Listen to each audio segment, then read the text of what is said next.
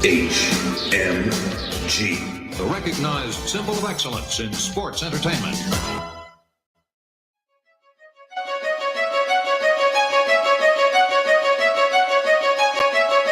HMG.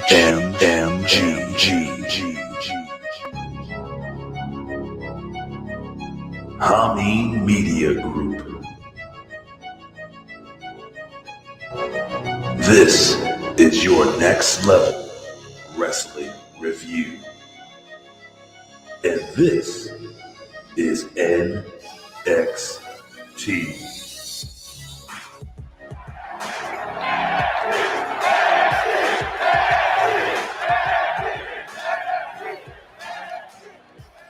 Good morning, good afternoon, good evening, and good night. Good evening, good night. Same thing, right? Yeah, anyway. Welcome to a new episode of the Next Level Wrestling Review. For those watching for the first time, listening for the first time here, subscribe to channelattitude.com for additional, new stuff, really cool stuff you're not going to see here. I'll tell you that, brother. All right, you can see this here and on Channel Attitude if you're actually watching or listening on channel. Hey, you know what I'm talking about. Doesn't matter. Ladies and gentlemen, I am the reporter of the people, the man with a plan. Big Ray here to stay. Talk some lucha libre, which is your Spanish lesson for wrestling today. But folks, I am not alone. I am not alone. Because ladies and gentlemen, we have the 6-time cardiac arrest on a pole match champion. Ladies and gentlemen, the one, the only, The Vet. He's a Rip Rogers guy. The Vet. Vet. Rip Rogers guy. ladies and gentlemen, oh yeah. He is the man, the myth, the legend, streamer extraordinaire. He's a Rip Rogers guy. The Vet, Jamie Williams. What's going on, Vet? I'm not a myth. I'm right here. I'm real. Oh, shit.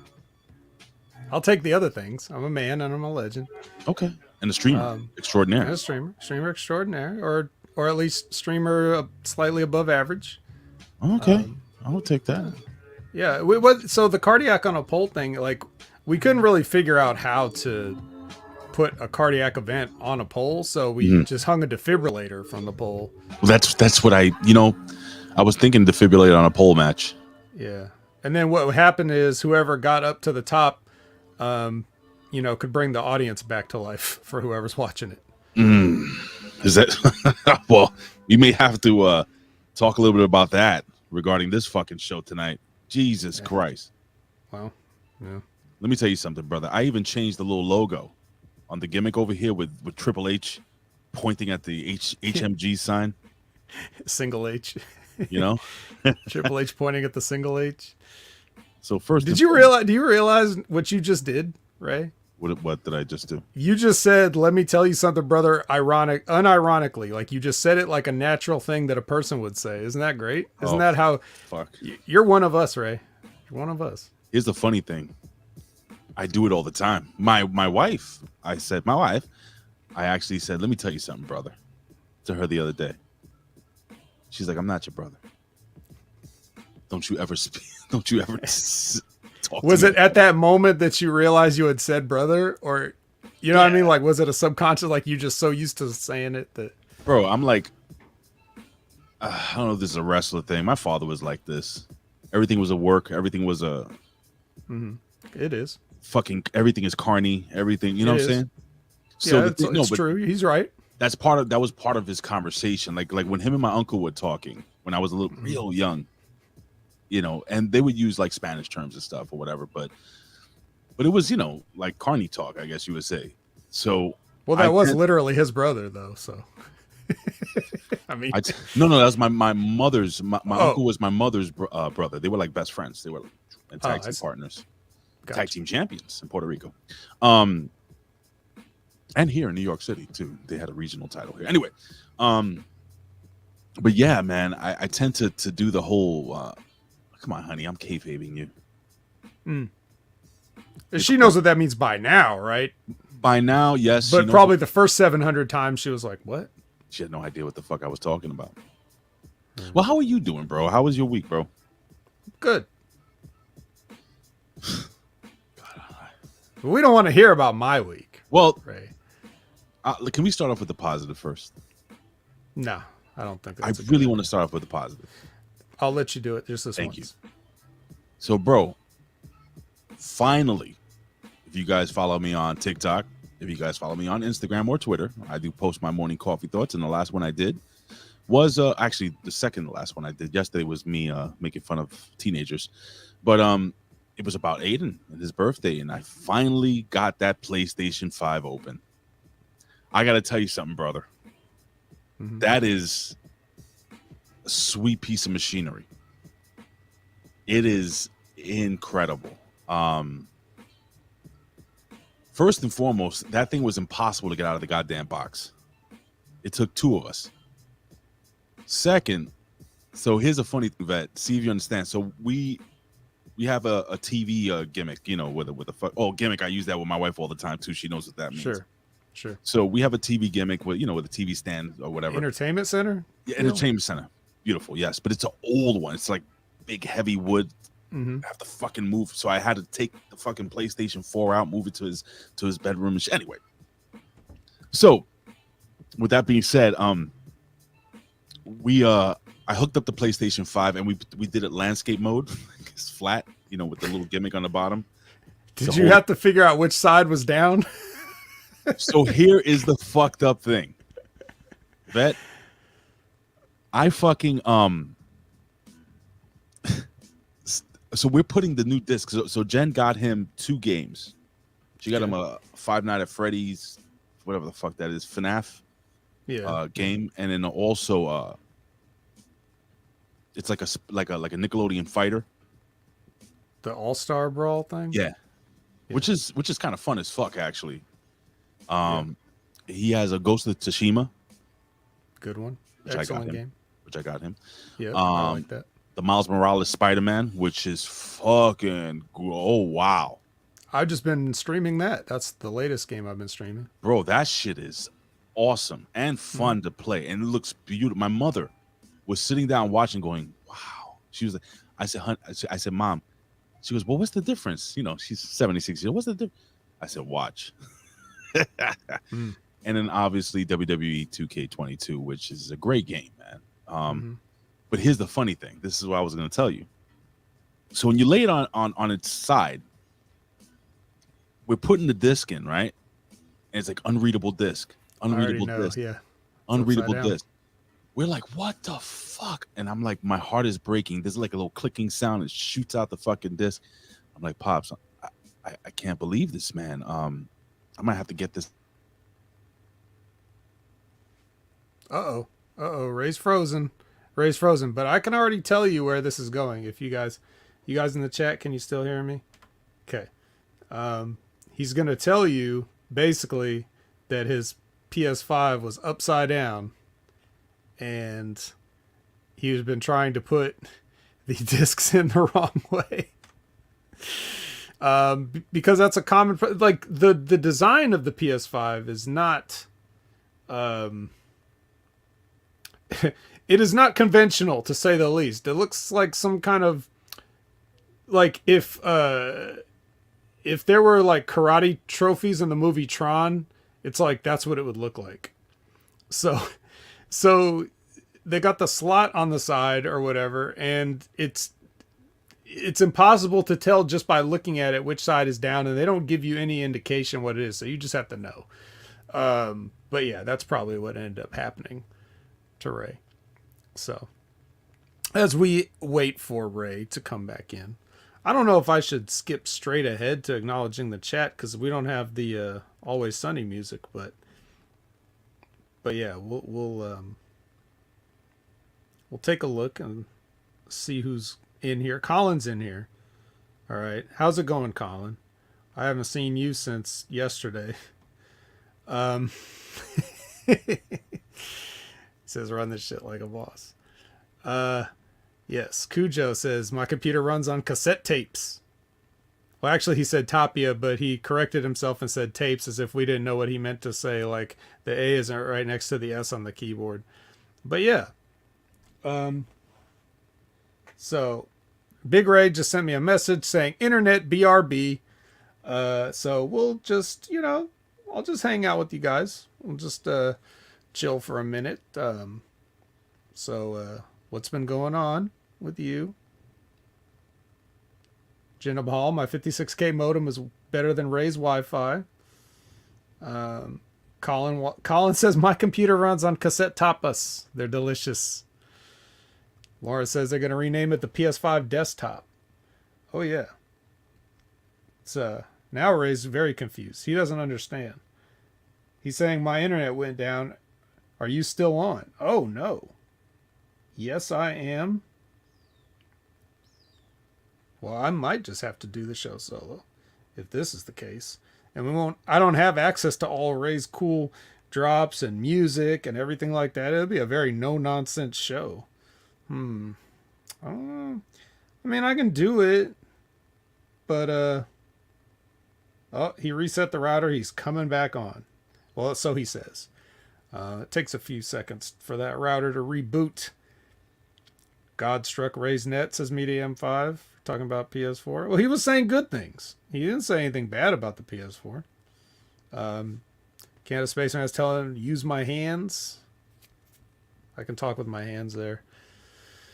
Yeah, in and out in 30 minutes. Exactly. I could wrap this shit up so quick. Before the sun even comes all the way up in the sky over here. So yeah. And Bobo's getting his shit in while I don't have the ability to time him out, which I guess we could talk about that. So, last week, we had a little fun with the whole timeout thing and the work rate and all that stuff. And, I turned it basically into a bit because the show is kind of like, it kind of needed something. You know what I mean? So I turned it into a thing, timing you guys out for saying work rate and everything like that. But that's not like a real thing. That's not, here's Ray. Oh, let me tell you something, brother. Okay, well, you like to apologize for this. Oh, absolutely. So I don't know what's been going on with my cable. It's been happening more and more. It's probably a router issue. Like I noticed that my my iPhone is like the Wi-Fi. I have to switch off from the Wi-Fi to the fucking 5G. You know what I'm saying? And it's not working properly. So I'm probably gonna have to call cable to replace this router. Right? That's probably what it is. It keeps shutting down. Yeah, get you a Netgear Nighthawk. I don't know what that thing? is. It looks like a tarantula, bro. Is that the new wrestler debuting next week on NXT? I think so. I think it might be. So what were you talking about when I was off there? I'm sorry, man. I'm sorry, everybody out there. Let me play some music. Well, you came on just in time because I started to talk about last week because people started saying work rate in the chat. So I was telling them how last week, like, we turned that into a bit where I was timing people out for saying work rate and everything. And, it's just because we needed a little something extra for the show to make it fun. So, but it's not like a real thing going forward where we're just going to be like timing people out and stuff like that. It was just a little bit of fun we were having. But, however, I think it brings up an interesting thing, which I kind of wanted to say to give people some perspective and stuff like that. We enjoy having the chat as part of the show. Yes. It's a big part of the show. We acknowledge you guys. You guys Huge. contribute, everything like that, right? But it is a privilege, right? Like there's internal discussions had taken place about whether we're going to do stuff that people can get for free. Yeah. So I'm not sitting here trying to threaten you guys and say I'm taking away your privileges. That's not the point of what I'm trying to say. What I'm trying to say is, and 90% of you guys, 95, maybe even 99% of you guys, this don't really apply to you. But, like, you have a chance being part of the show. You get to contribute we get to hear your thoughts and we get to incorporate that into what we do. And we welcome that. We like that. And if you want to, you know, have insightful comments or ask us questions, then we're all about that. And we're not going to really, like, you know, within reason, we're not going to censor you or the things that you say. No way. But just keep in mind, though, that, like, this is your time. And if you want to be a part of the show and you want to have insightful comments and questions, that's great. If you want to just spend your time jerking off and trolling and yucking it up and everything like that, that's cool too. But is that really what you want to be doing? Like, spending your time watching us goofing around when you got a guy who, yeah, maybe I'm not a name in the business, but, you know, I got a world-class education in wrestling. You got a guy over here that studied under fucking Bill Apter, of all people. And if all the best that you guys can come up with to contribute is making jokes about work rate, I don't know if that's necessarily the best use of your time when you're getting a free show. This would be like, you know, trolling me and saying like, oh, there's Vet talking about wrestling again on the wrestling podcast. That'd be like, you know, Ray, when you go to the Costco and that person's handing out samples. Oh, yeah. Right? Like, maybe they have like little mini corn dogs or something like that. Love you get corn a little dog. mini corn dog in a cup. And now this would be like if that person was there and then instead of a mini corn dog in a little cup, they're giving you like the whole box of corn dogs for free. Oh. And then you just sit there and eat it in front of them and you're like making fun of them for handing out free corn dogs. Yeah. You know what I mean? Like that's literally the equivalent of what it is when, you know, you guys are joking around like that. So just keep that in mind as you get this. And what's that famous Gangrel thing, Ray, that we like to say here on the show? Oh shit! I'm gonna have to actually pull that one up. Let me see if I can find it. It should be. Oh, I have it right here. Are you ready? Do you want to be a mark, or do you want to leave a mark? Yeah. So, anyway, that's and that. Go, you know the thing. Yeah. So well said, Vet.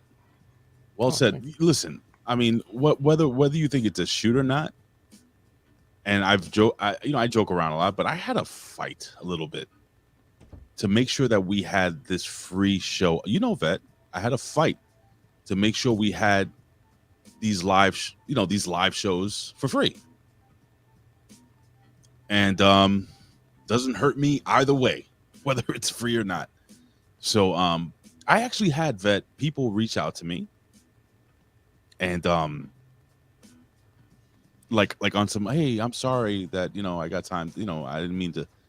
I appreciate that, but I also explained to them that it was part of the fun.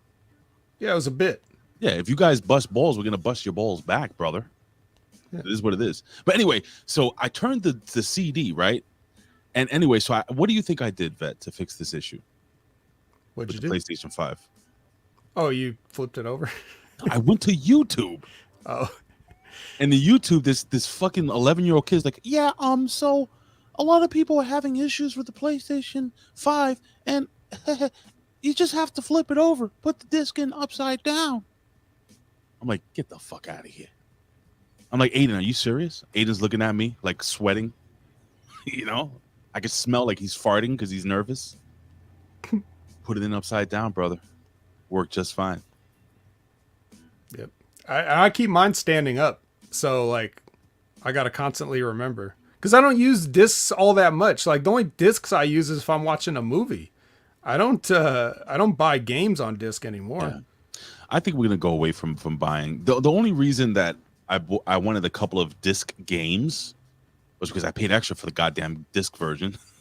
Also because it's backwards compatible at a PS4. Right. It's a shame though. It's a 4K player. If you got 4K movies, you can play it. So it is. I have to say, it's a shame about the PlayStation 5, and this is one thing. With that huge piece of technology, it's a shame that you can't put a PlayStation 1 game and it doesn't work. I'm sure they can do it. Well, that's a whole other podcast that we could do about that, because I got a lot of things to say about that. But you're right. Well, I got to tell you something, brother, and I'm gonna be honest with you right now. Okay. And I have to say that was spot on when what you said about the chat and everything like that. And we love you guys. Yeah. And before we even get into the news, I got to be honest with you. I'm gonna possibly have one of the coldest takes ever on this episode of NXT, y'all. Are we already gonna hate you? I said, are we already gonna hate you? What do you mean?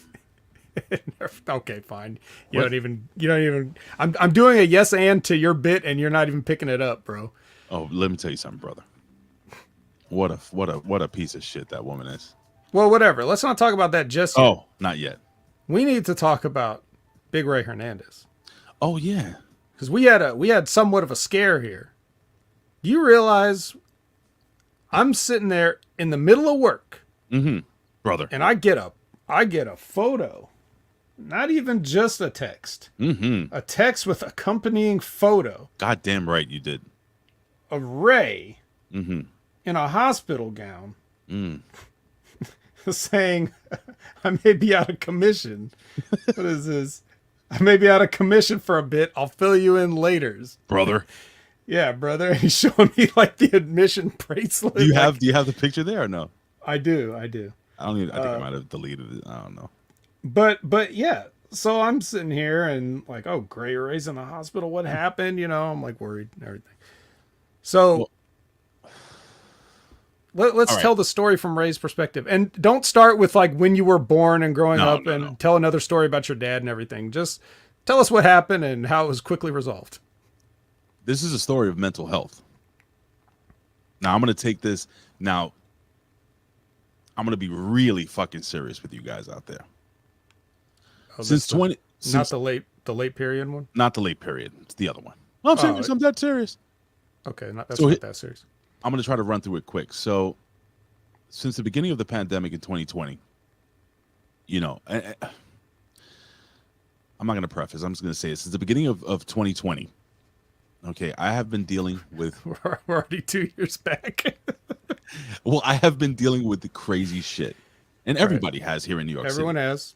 But it's been insane. And people talk about essential workers, people that were, I hate to use the term, but forced to work.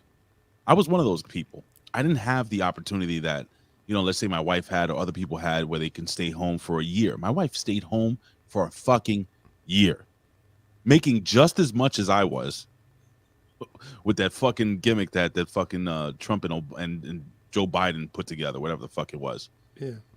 Yeah, you can't make money. You can't take out the trash online. You can't open doors online. You can't.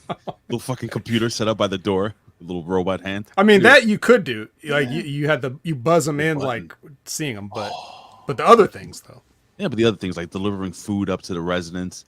So let's put this all in perspective. So you have stress going to work, because at the beginning of the pandemic, I didn't know what the fuck it was. I didn't know how bad it was. And I think I might have got it back in 2019. I was terribly fucking sick. Right.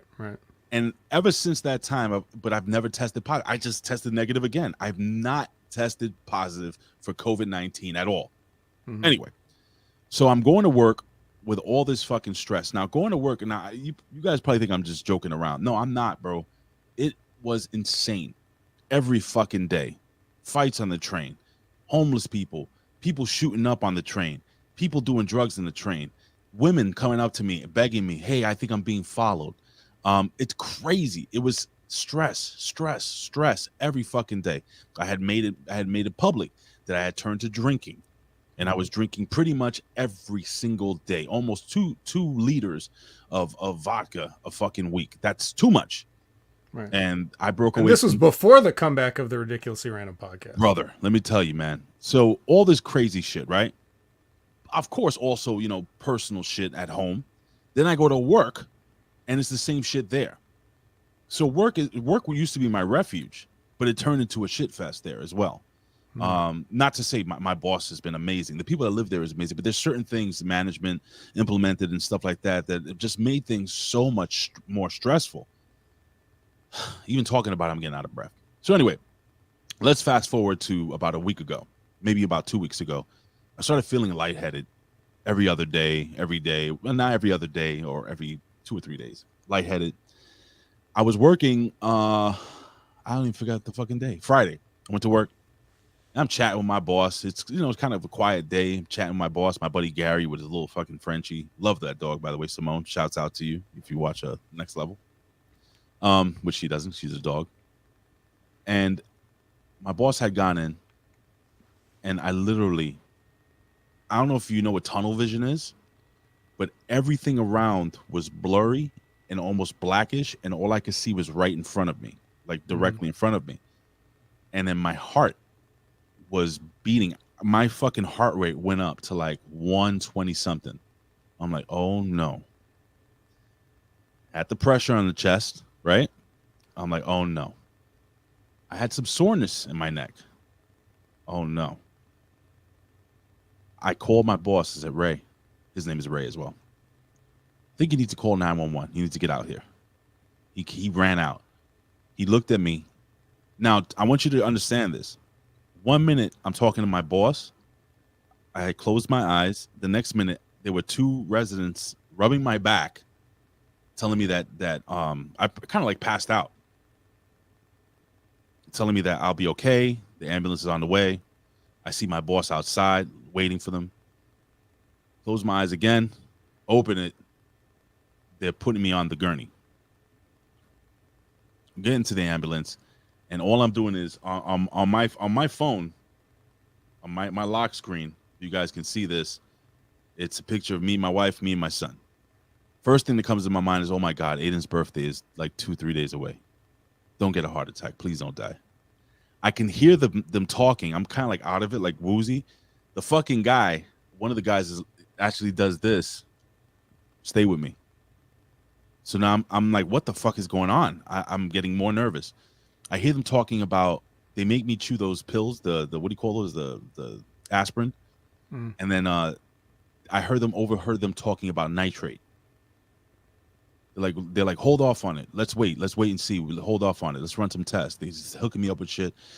What basically happened was my blood pressure was at, if I'm correct, I have the paperwork here. It was 238. Listen to what I'm saying to you.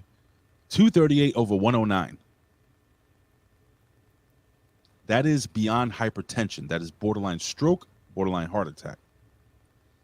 So I'm not one of those people that blame everything on mental health.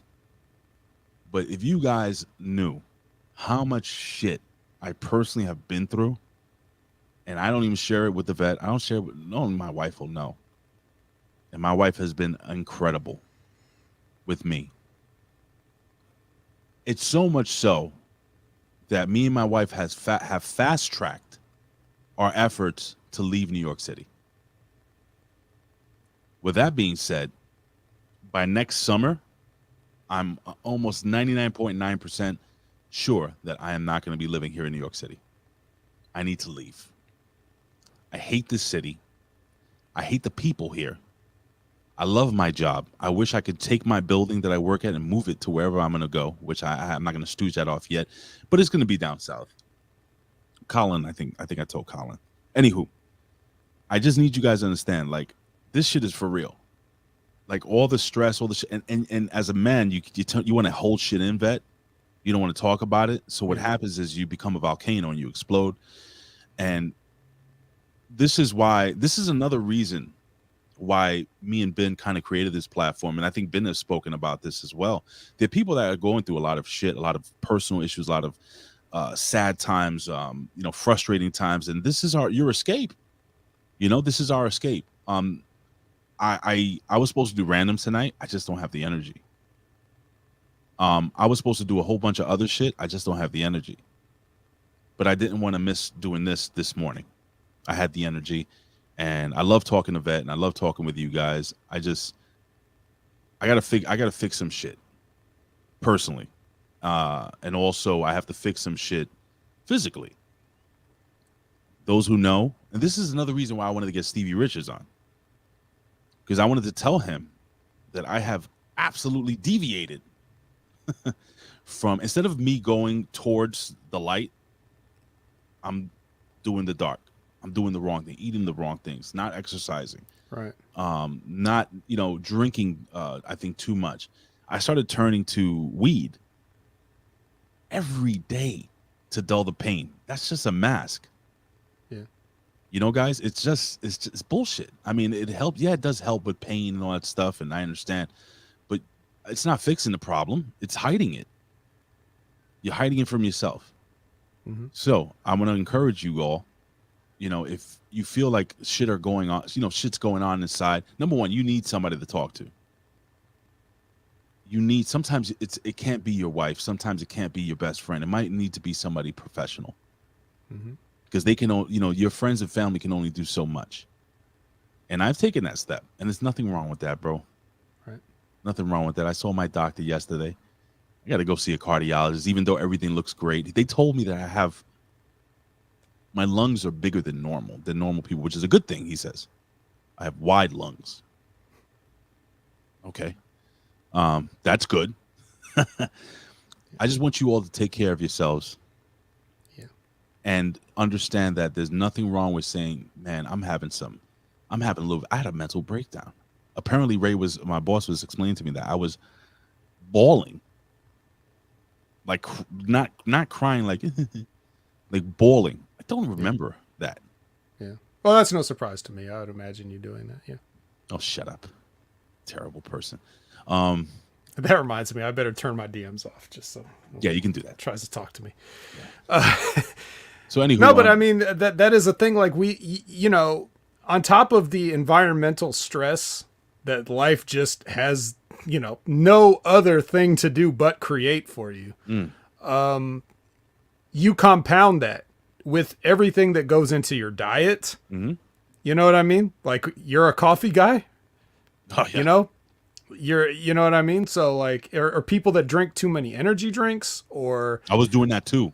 Yeah, these are all your body can deal with a tremendous amount of stress, but then when you're not helping it whatsoever, when you're not sleeping enough, when you're eating the wrong things, when you don't have an outlet, all this stuff, it's never just, no one ever just dies of stress. There's a million things that they're doing on top of it that they're not paying enough attention to because they don't in their mind correlate it. Like you don't correlate if you're 2 cups of coffee in the morning, 2 energy drinks at lunch type of person, you don't even realize it. You're just like, man, I'm just so stressed out. Yeah. And also, you're taking enough caffeine to kill an elephant. Not Gary, but like a different elephant. He's over. Yeah. So you got to be aware of all of those things as well. People that have watched me play video games on Twitch and stuff, like they're very familiar with the fact that I'm constantly cursing at the game and it seems like I'm getting angry. But that's my version of talking to a person. You know what I mean? Like I'm yelling at the game to let the steam off. Right. Because the game's feelings don't get hurt. I would never want to take out something on somebody that had nothing to do with what's going on in my life. So I yell at inanimate objects, I yell at video games, and I get the stress out that way. Yes, sir. No doubt. And this is why, see, people, my wife, I think now finally gets it. She goes, honey, why are you doing a show this morning? Just rest. I'm like, this is rest for me.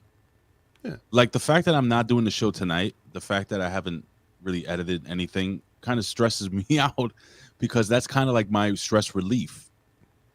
But then you just think about doing a show with Colin, yeah, and then it's like, oh, actually, that would be way more stress, and I don't need that right now. It's fucking terrible, brother. So yeah, fingers in the hole, guys. Fingers in the holes. But anywho, that's enough, man. This has been, and look, this is the only show I'm doing today, so I don't care if I go a little long. I know that you probably have things to do or not. We'll hang out for a little bit longer. But I just really wanted to take the opportunity to tell you all seriously that. Take care of yourselves, man. Don't talk yourself.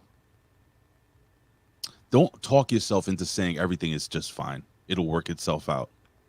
Sometimes it won't. You need help. You need to take care of yourselves. And I've already started to take care of myself. And hopefully I want to see if Vet, maybe you can reach out to Stevie.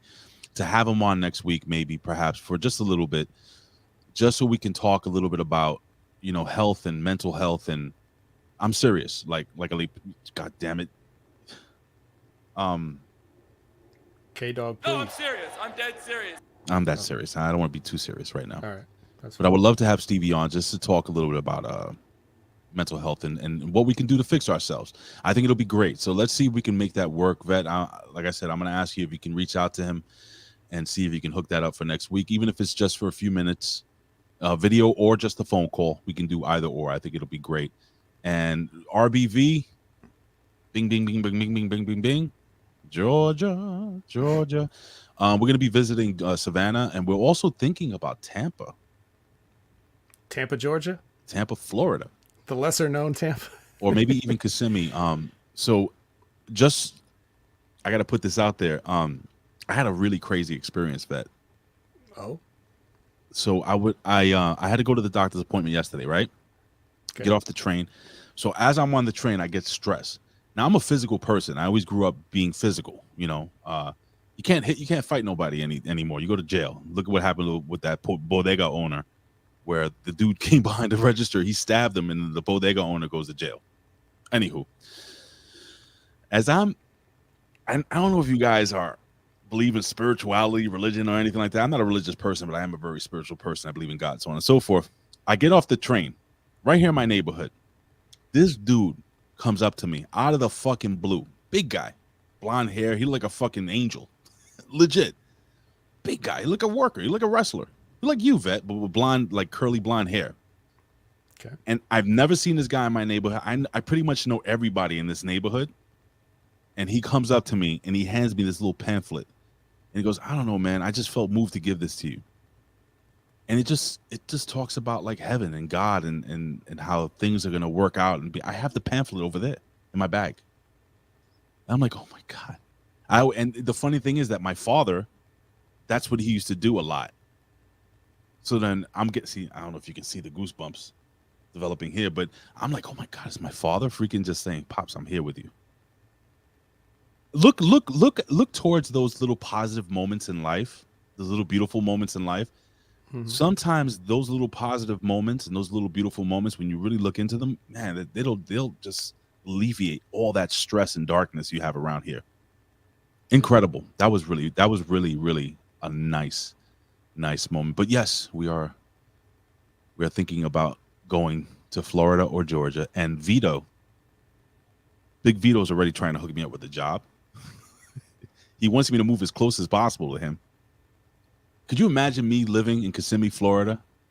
Me, Vito, Jen, and Noel just hanging out every day. This is Vito's plan, by the way. He's already planning my future.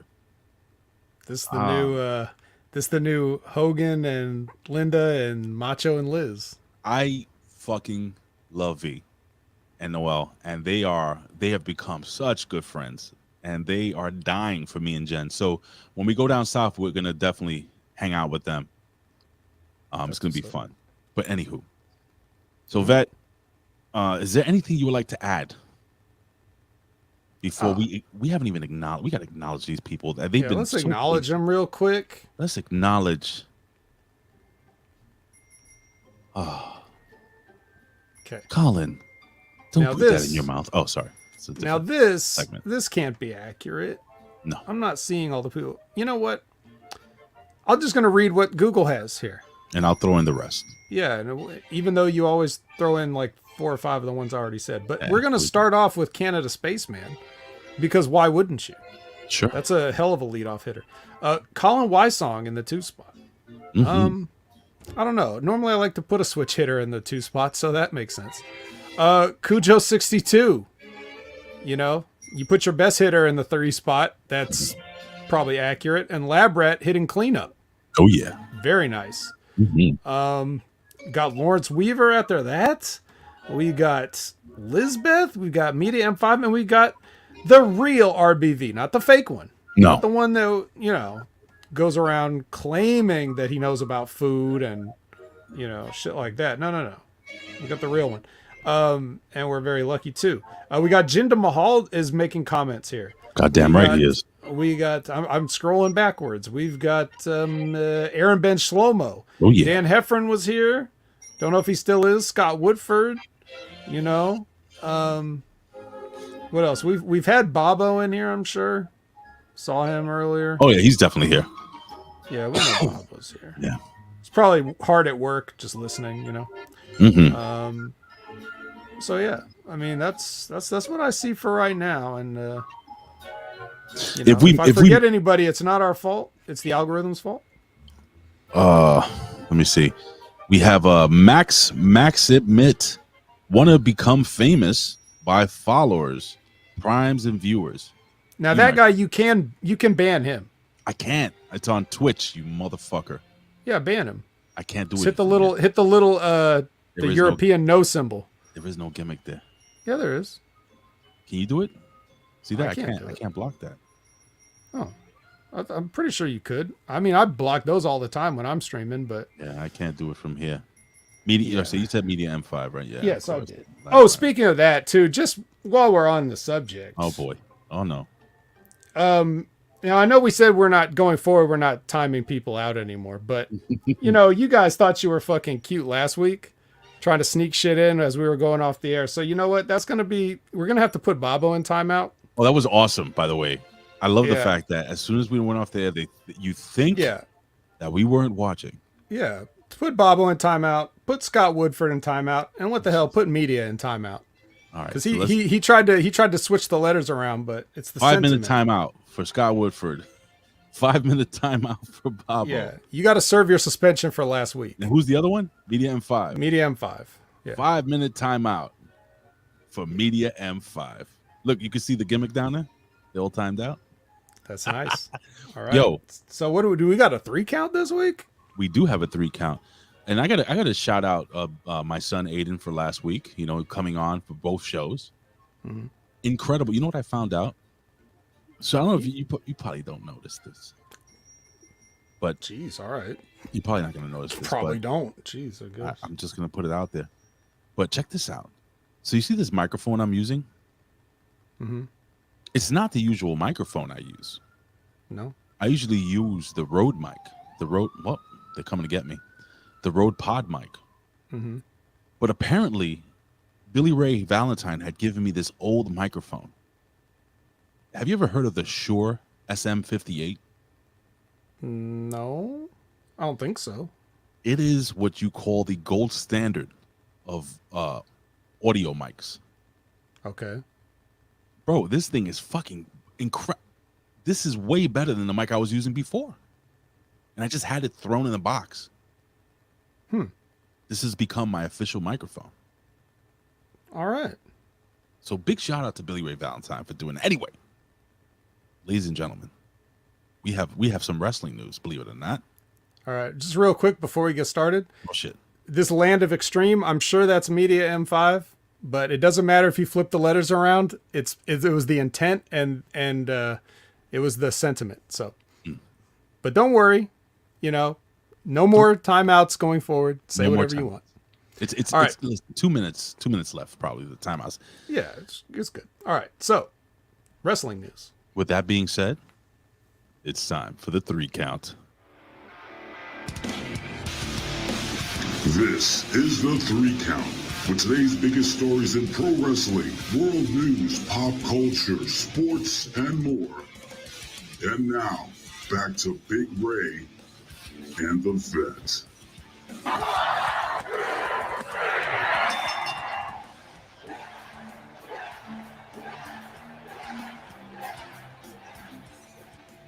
Ladies and gentlemen, it's the 3 count, and we're going to kick this off. Bobo actually shot a message here in the chat as we started off the show. AEW bringing in a legend. He's making Lash a comeback. Huh? Oh, Lash Legend? No, not that big a legend. Kind of a legend. Me? Not that close. Okay, I haven't gotten any news, so I figured they would have told me. And this is a shoot what I'm about to tell you, brother. Okay. Ladies and gentlemen, Captain Insano is all elite. even though he was slightly discourteous to me recently, I would definitely say he's my favorite wrestler. Yes. He's your favorite wrestler. There is a media. There was like a little media scrum, a little interview between he and Tony Khan. We're gonna go to that really quickly. It's about a minute long. Captain Insano, and I'm not kidding. Captain Insano will be on AEW TV. Here we go. We're gonna let this play. Should I put the gimmick over? Here we go. All I know is this, Jimmy. Next Friday, August 29th at the Baton Rouge Exposition Center, I'm going to open a can of whoop ass on Herculon, and I'm going to drive him back into whatever galaxy he came from. And that's a promise. Strong words from a strong man, Captain Insano. Now let's take a call. It's our old friend from Jackson's Bayou, Mr. B. Hello, Jim. Is it possible to speak to Captain Insano? Shoot, Mr. B. Captain Insano, I notice sometimes when you are wrestling or opening up a can of whoop ass, as you like to say, you seem to be sweating quite profusely. Yeah? I was wondering if perhaps you might need the services of an experienced water boy. That's pretty cute. How old are you, kid? 11? 12? I'm 31 years old.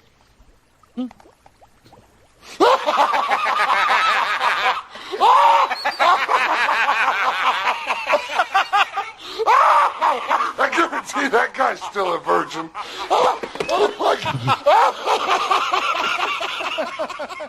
Ladies and gentlemen, I kid you not. AEW. So they were talking to Paul White.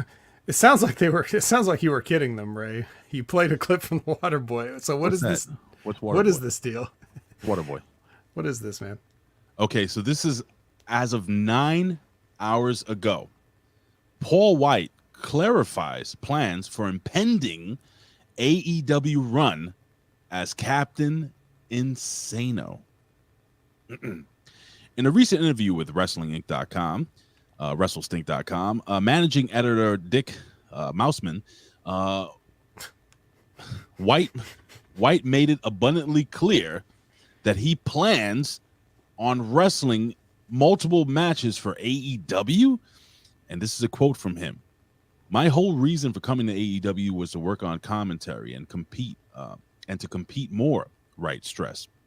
However, he would be quick to dismiss TNT champion Wardlow as a potential opponent. He says, now this is a White saying, Wardlow is too hot for me right now. He laughed and he says, Wardlow is on fire right now. You've got to pick and choose those battles. I'm going to wait till he cools off, and I don't feel like taking that power bomb. He continued to say that the next time White steps foot inside an AEW ring, he'd most likely be seen as Captain Insano, the fictional pro wrestler he portrayed in 1998 Adam Sandler movie, The Water Boy. By the way, your Water Boy is fucking spot on there, Vet. In earlier interviews, he also talked about. Very much. Oh well, I can use a good water. Why is water better than Gatorade? By the way, I'm just curious. I don't remember what he said in the movie. Otherwise, I just wanted you to shoot, bro. Yeah, it doesn't matter. So, Vet, what do you think of? Look, if Big Show doesn't want to get back in the ring, just say that. Don't tell people that he most likely be Captain Insano the next time he gets in the ring. He's basically saying, yeah, I'm done. I'm not wrestling anymore. So he said, I would take this, what you're telling me, as you got a better chance of seeing Captain Insano than seeing Paul White have another match. That's basically how I take this, but maybe I'm wrong. Maybe the licensing for, what was that? Was that New Line Cinema or? Sure. Yeah, it wore out. I don't know what you say to that. Yeah, I don't know. Jesus Christ, bro. Captain fucking Insano in a real wrestling ring. Paul White shouldn't be. Does Paul White need to wrestle anymore? Does he really? No. But it also seems weird to just have this gigantic man sitting on commentary with a little headset on. Hashtag facts. It's true. Kind of like, you ever in the Mario Kart when you see like Donkey Kong Jr. like trying to fit in the tiny little cart? You know what I mean? That's kind of like, Paul White on commentary a little bit. I almost want to see it, Vet. All right. Well, there is a part of me that wants to see Captain Insano. How do you book this? Do you bring Adam Sandler in? Does Tony Khan play the part of the water boy? Well, Adam Sandler's been to wrestling before, hasn't he? He has. Like, haven't we seen him at WrestleManias and stuff in the past? Yeah, there is some high quality H2O.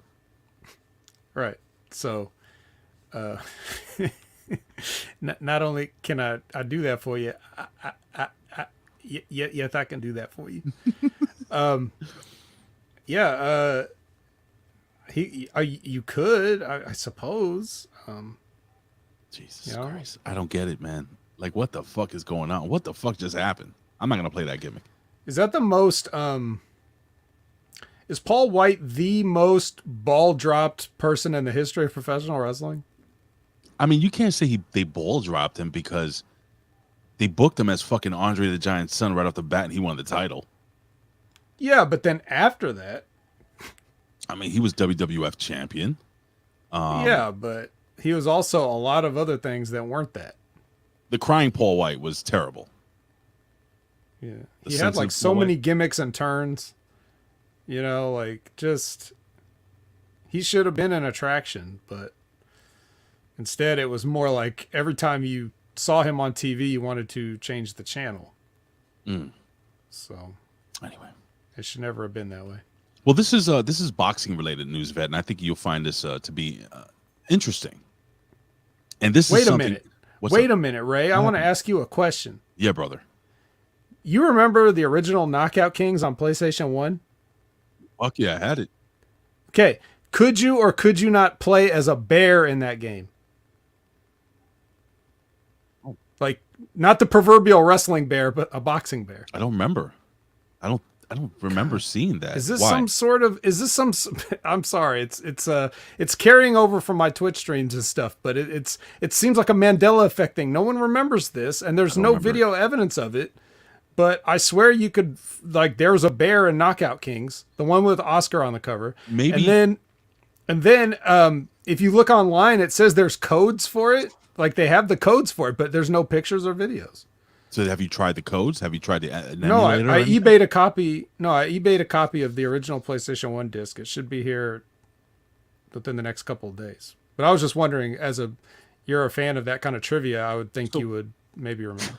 What are the chances that maybe your Mandela effect mind is mixing the fact that Donkey Kong was in Punch Out as a fighting character? Oh, 0%, because like I said, I looked it up and there's like, if you go to GameFAQs or IGN or whatever, they have button codes that tell you how to do it, but there's just no pictures. Yeah, no, it was not an actual kind of bear. Actual bear. Yeah. He's wearing like studded pants. Yeah. And a leather biker cap. Yeah, I guess Butterbean would be the closest to that. But speaking of Butterbean. All right, here we go.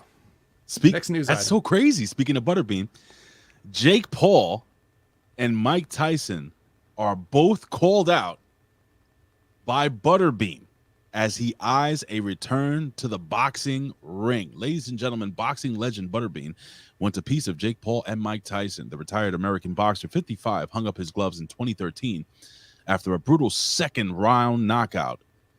Kurt Larkin, I don't know who the fuck that guy is. Anywho, his real name, Eric Ash, he wants to fight Jake Paul and or Mike Tyson. Would you pay money to see that? No. And would Jake Paul survive?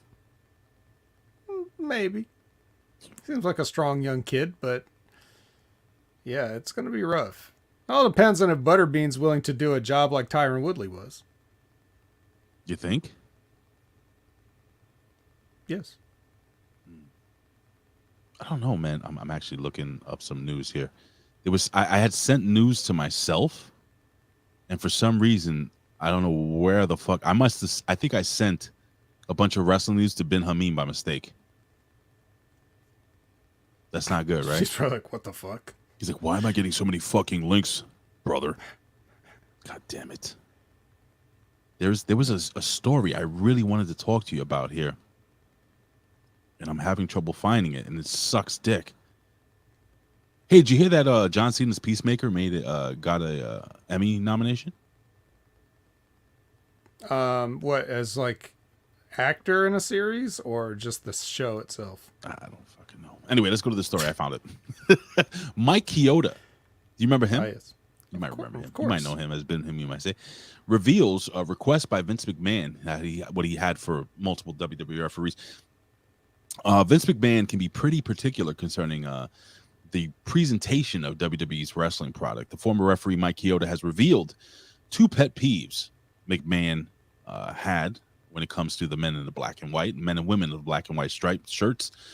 On the latest Monday mailbag with Mike Chioda says that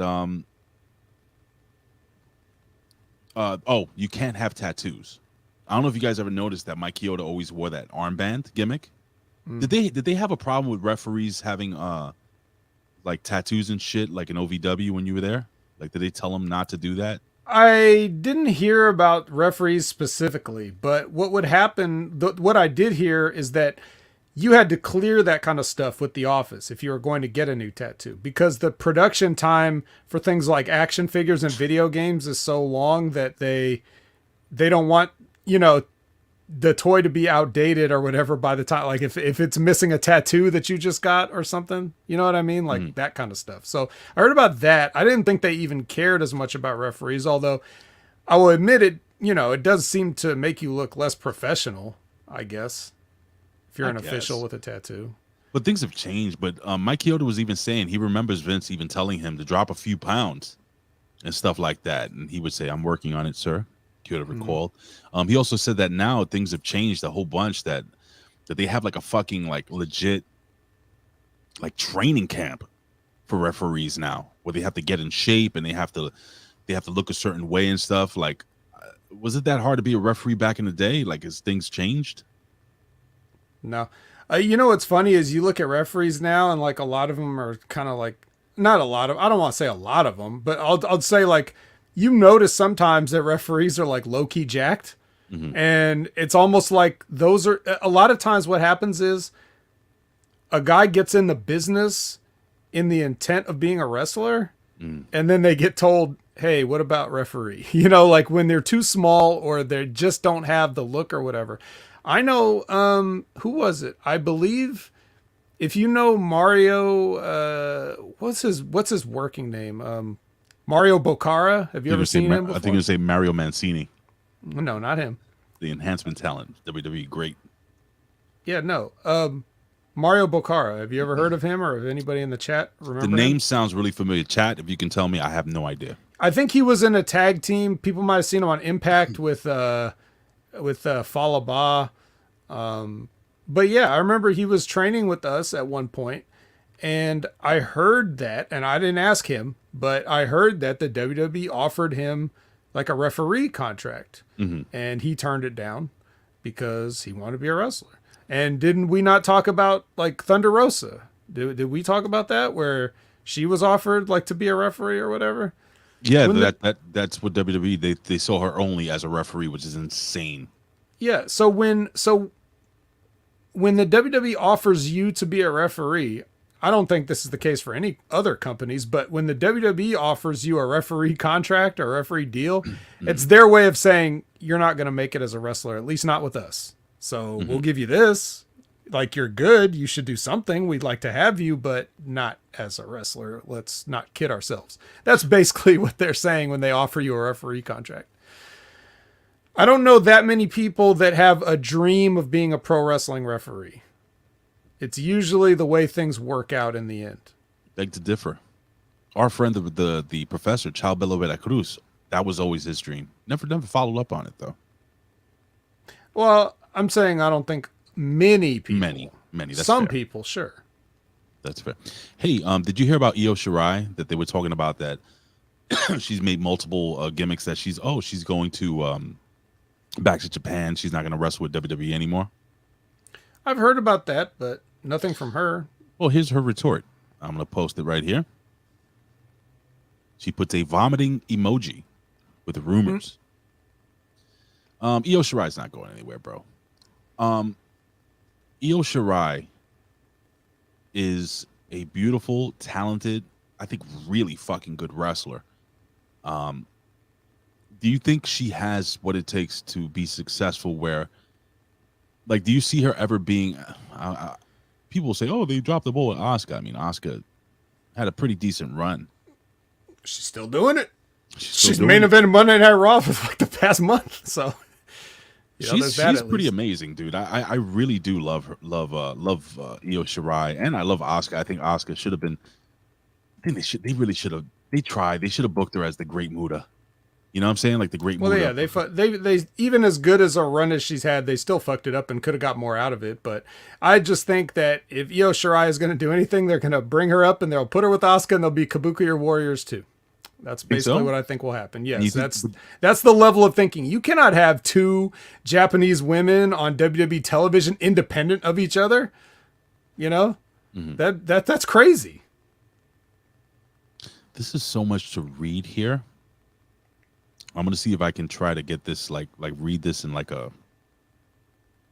Anyway, so you know about that new title in AEW, the All Atlantic Championship title, whatever the fuck that is. What is that supposed to be? Do you know?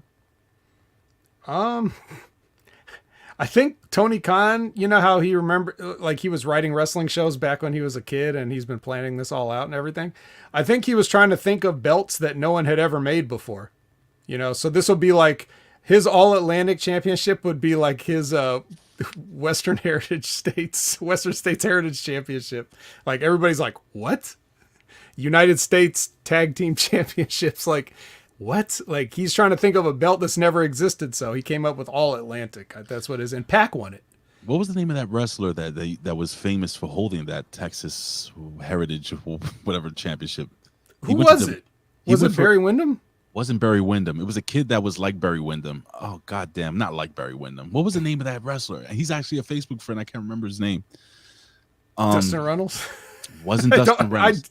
Who was it? Who was that? All right, chat. When you think of the Western States Heritage Championship, I really did think it was Barry Windham, but God damn it, I have to look it up now. Well, Media M5 just said Barry Windham had it. It's not Barry Windham. It's not fucking Barry Windham. Was it Sam Houston? Yes. I don't think Sam. That's was it? it? Yes. I didn't know Sam Houston ever had a. Yes, he was the. Actually, here's a funny thing. When Sam Houston held that title, I was like, "What the fuck is that?" And he was the Western States Heritage Champion. I forgot for what organization. Was it NWA? It had to be. I remember Rick Steiner having the Florida Championship, Florida Heavyweight Championship. Do you remember when they did the gimmick where they had the Varsity Club, and I think Rick Steiner had won the TV title, and then not Barry Windham, the other guy, what's his name? IRS. He won the Mike Rotunda had won the Florida Championship, and they made Mike Rotunda. They made Rick Steiner take the Florida champion. They had to swap titles because Rick Steiner was too stupid to be a world TV champion. As what's his name said, the Taskmaster, Kevin Sullivan. That was one of my favorite babyface turns of all time. They really treated him like shit. Wow. Poor fucking Rick Steiner. Anyway, so here's the thing of the story. It says AEW recently added the All Atlantic Championship Wrestling into an array of titles. Blah, blah, blah. Okay. It says, while I'm going to read this verbatim. While on My Mom's Basement with Robbie Fox. Mm-hmm. Is that a real thing? It's a real podcast. Might as well. Everybody accuses him of being in it anyway, so might as well lean into it. AEW founder and CEO Tony Khan confirmed plans to how AEW All Elite, All Atlantic Championship, a title held currently by Pac, will be defended. You ready for this? Okay. We have a great All Atlantic champion in Pac. This is Tony Khan speaking, by the way. And the way he's defending the title right now, it's going to be a little different than the way some of our other champions have. Khan said Pac is defending the title all around the world. He is a fighting champion. We have a lot of fighting champions in AEW and are fighting on Dynamite, Rampage every week. Also on pay-per-view. Pac won the title. So, okay, so he's going to be traveling with it? That's what it is. Isn't that what you call a world champion? You fucking idiot. Yo, that is so stupid. The whole idea of having a world champion That's dumb. is that you can go all over the place and defend it. And you have the power to make that happen. So instead you create a 4th tier belt so that this guy can fucking travel with it? Didn't this guy already have issues traveling in the past? He did. That's why he hasn't been on AEW TV half the time. And you still had to pay him this ludicrous contract. No offense to Pac. I mean, get your shit while you can, of course. But get your shit together. Get all your stuff. Put it in the backpack and get it together. Yeah, I don't have to. That's fine. Does that work? Yeah. If you have an All Atlantic Championship, I think you should defend it on cruise ships that are traveling across the Atlantic. Bro, have you ever wrestled so like the Jericho on a boat? cruise, and then he has to fight on that, and it's only that. That's what I would think. Have you ever wrestled on a boat? Is it any different than wrestling on solid ground? I'm sure it is, but no, I haven't. Okay, let's go back to this here. John Cena, Peacemaker. So John Cena, let me see, blah, blah, blah, blah, as noted earlier, the second season has begun filming. Let me see. I'm trying to find out if he's... Okay, the 74th Primetime Emmy Awards will be held, blah, blah, blah, blah. Noted John Cena, it's not saying what they're fucking nominated for. I don't get it. That's an exciting piece of news. Let's It's just not assume news. that John Cena is nominated for Best Actor, and he's going to take the little... You said an Emmy, right? That's the one with the... Why not? The little angel holding the planet or whatever, or is that a Golden Globe? No, it's I don't know. it's the Emmy. Is God it? damn it. Hey, listen, I gotta, before we go into NXT, and I don't know if you have any let me see, hold on. I don't know if you have any news or anything you wanted to talk about. No. But Outstanding stunt coordination for a comedy series or variety program. All right, what is that? What does that mean? They got to give an award to the stunts. Jesus. Cool stunts in the show. That As Lizbeth said, I didn't even see her put that in there. All right, thank you, Liz. Our statistician. we're gonna bring it down here. Ladies and gentlemen, we lost a great one. And I wanted to give a shout out. We're not going to do the 10 bell salute or anything, but this man was misunderstood. And for people that knew this guy, and I felt like I personally knew him, he had an incredible heart. And he had a long battle, but he actually succumbed. So I just wanted to say rest in peace to the late, great Eddie Munson. May you rest in peace. May you rock on forever.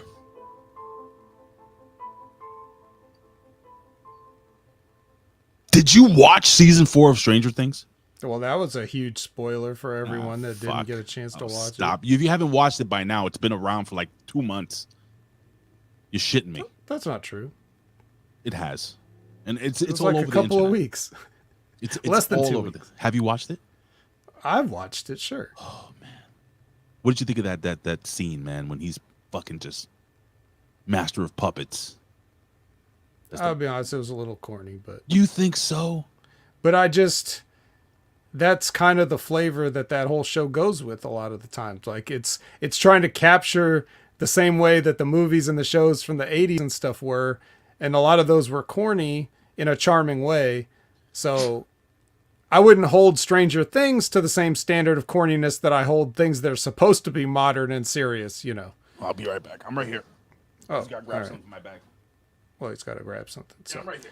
See? so I think that, I liked it, but personally, I didn't really. So you weren't a big fan? What'd you think of the season? Oh, it was a pretty all right season. I thought it was great, man. I thought it was great. Me and my wife were watching this shit, man. It's like I couldn't catch my breath. So fucking good. Bob was like, I'm 2 episodes behind. Yeah. And those 2 episodes are like movies. Like Oh the my first one's God. like an hour and a half, and the second one's like 2 hours and a quarter. So Holy shit! Like we had to watch this shit because I was basically home just resting. So I said, "Fuck it." You know, my wife is at work. I'll just watch, you know, all these episodes back to back to back. And then me and Jen finally, you know, we caught up to each other because she was watching it first. Whew, that last episode was 2.5 hours long, and the episode before that, I think it was an hour and 30. No, 8 and 9 or whatever the fuck it is. And then season 5 is being filmed now. They're saying in 2023. So we might not fucking see this thing for 2 years again. No, we'll probably see it. You think so? Yeah, I think a lot of what delayed this was, you know, the whole situation COVID? in the world and stuff. Yeah, The COVID gimmick. yeah, I have a new that probably soundbite. played a part in it. So we'll get it sooner. But yeah, we may have to. We're still gonna have to wait a while. Yeah, I have a new soundbite, and I don't know where to place it, so maybe we can use it down the line. But it's this one. Back the fuck off! You know who that is? no. That's Tom Al Hanks. Pacino? It's Tom Hanks. Oh, I can hear it now. What's it from? Hold on, let's do it again. Back the fuck off! So basically, a whole bunch of people, like he and his wife, were like walking into wherever an establishment. Oh, that's And the real Tom Hanks. That's not like a character in a movie. Oh, it's real Tom. He was pissed. They just swarmed him and his wife, and I think one of the paparazzi almost fucking like knocked her over. And fucking Woody just went crazy on him. It's Woody. Don't have a friend in him. No, not in him. Well, I don't think there's any more wrestling news. So, Vet, I think it's about time. And unless we have anything popping up, no. Nope. Ladies and gentlemen, it is time. Oh, God help us. For NXT 2.0.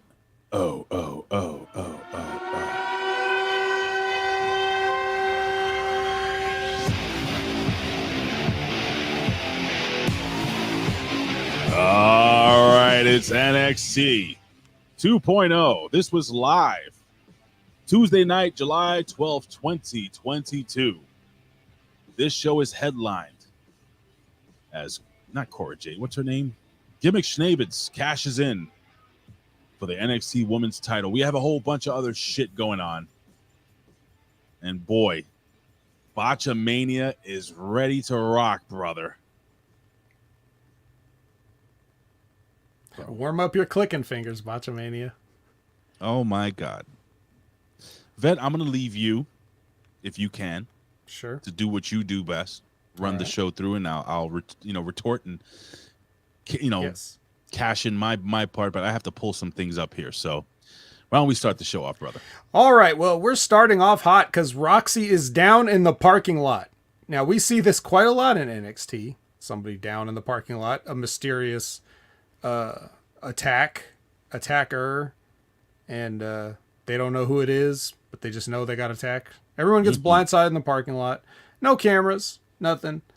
There's no way we could find out. All we know is that her cash-in is in jeopardy. Now, let me ask you what you thought about this sort of like story thread, Ray, because if you notice, as the show was going on and the announcers were alluding to this, they were saying that like if Roxanne is not able to compete, she lost her cash-in.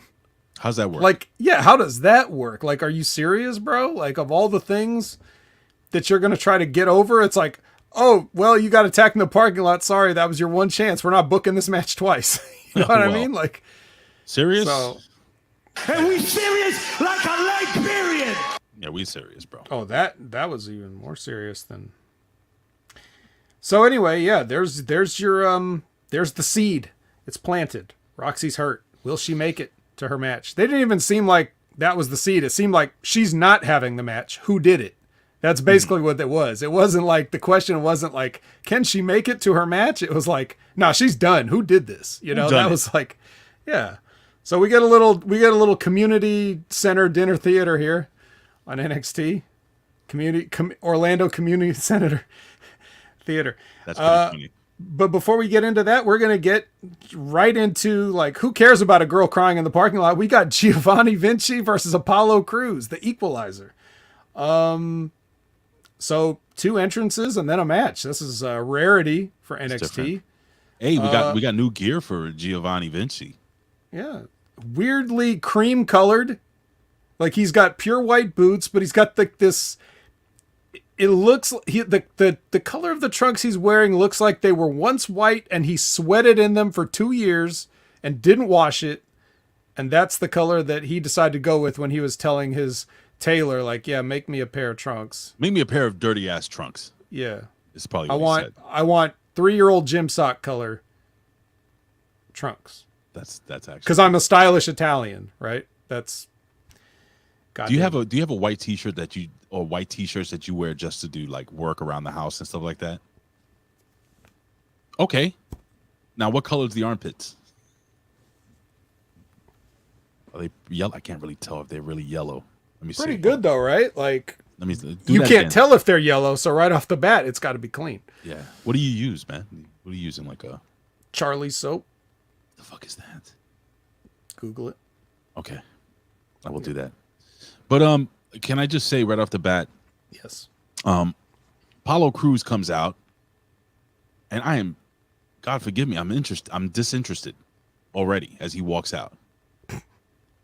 Because he can't equalize anybody with camera effects and stuff like this.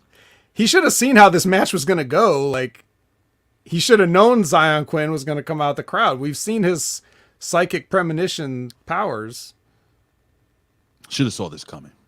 Yeah. Right. We didn't see who attacked Roxanne Perez in the parking lot. We see inside of Apollo Crews' mind on a weekly basis, but he's taken by surprise because Zion Quinn hops the rail and punches him. Bro, I'm trying to find this picture. This match wasn't a bad match, Vet. It was like a solid match between the two guys. Again, like you said, Zion Quinn, he comes out and he does the whole fucking. Did you like the cell phone guy? That was obviously not a plant, Vet. Did you like him? Loved him. Was that the guy that gave you the pamphlet the other? That dude that gave me the pamphlet, I'm telling you, was he looked like a young Brock Lesnar. And he spoke so softly. That's why I really believe it might be an angel. It was crazy. I know you guys probably think I'm nuts. I'm serious. Anyway. Yeah, so yeah, Zion Quinn interferes with the punch. Giovanni hits the last ride, the sit-out last ride. And picks How up do you the like win. that? Like I told you, like that's too big a move for a guy so small. Yeah. Well, I mean, he can do it until he can't.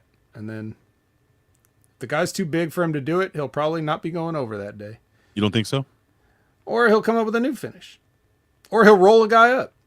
You know, that's a deadly move, so. You can do that. Yeah. But yeah, anything else on this particular? Not really, but there is a picture going around regarding NXT. Vince McMahon. I don't know if you know, he's been around NXT a bunch more. And, anyway, I'll just put it up here and tell me what you think. I don't know if you've seen this. It's been going around. Colin just put it over.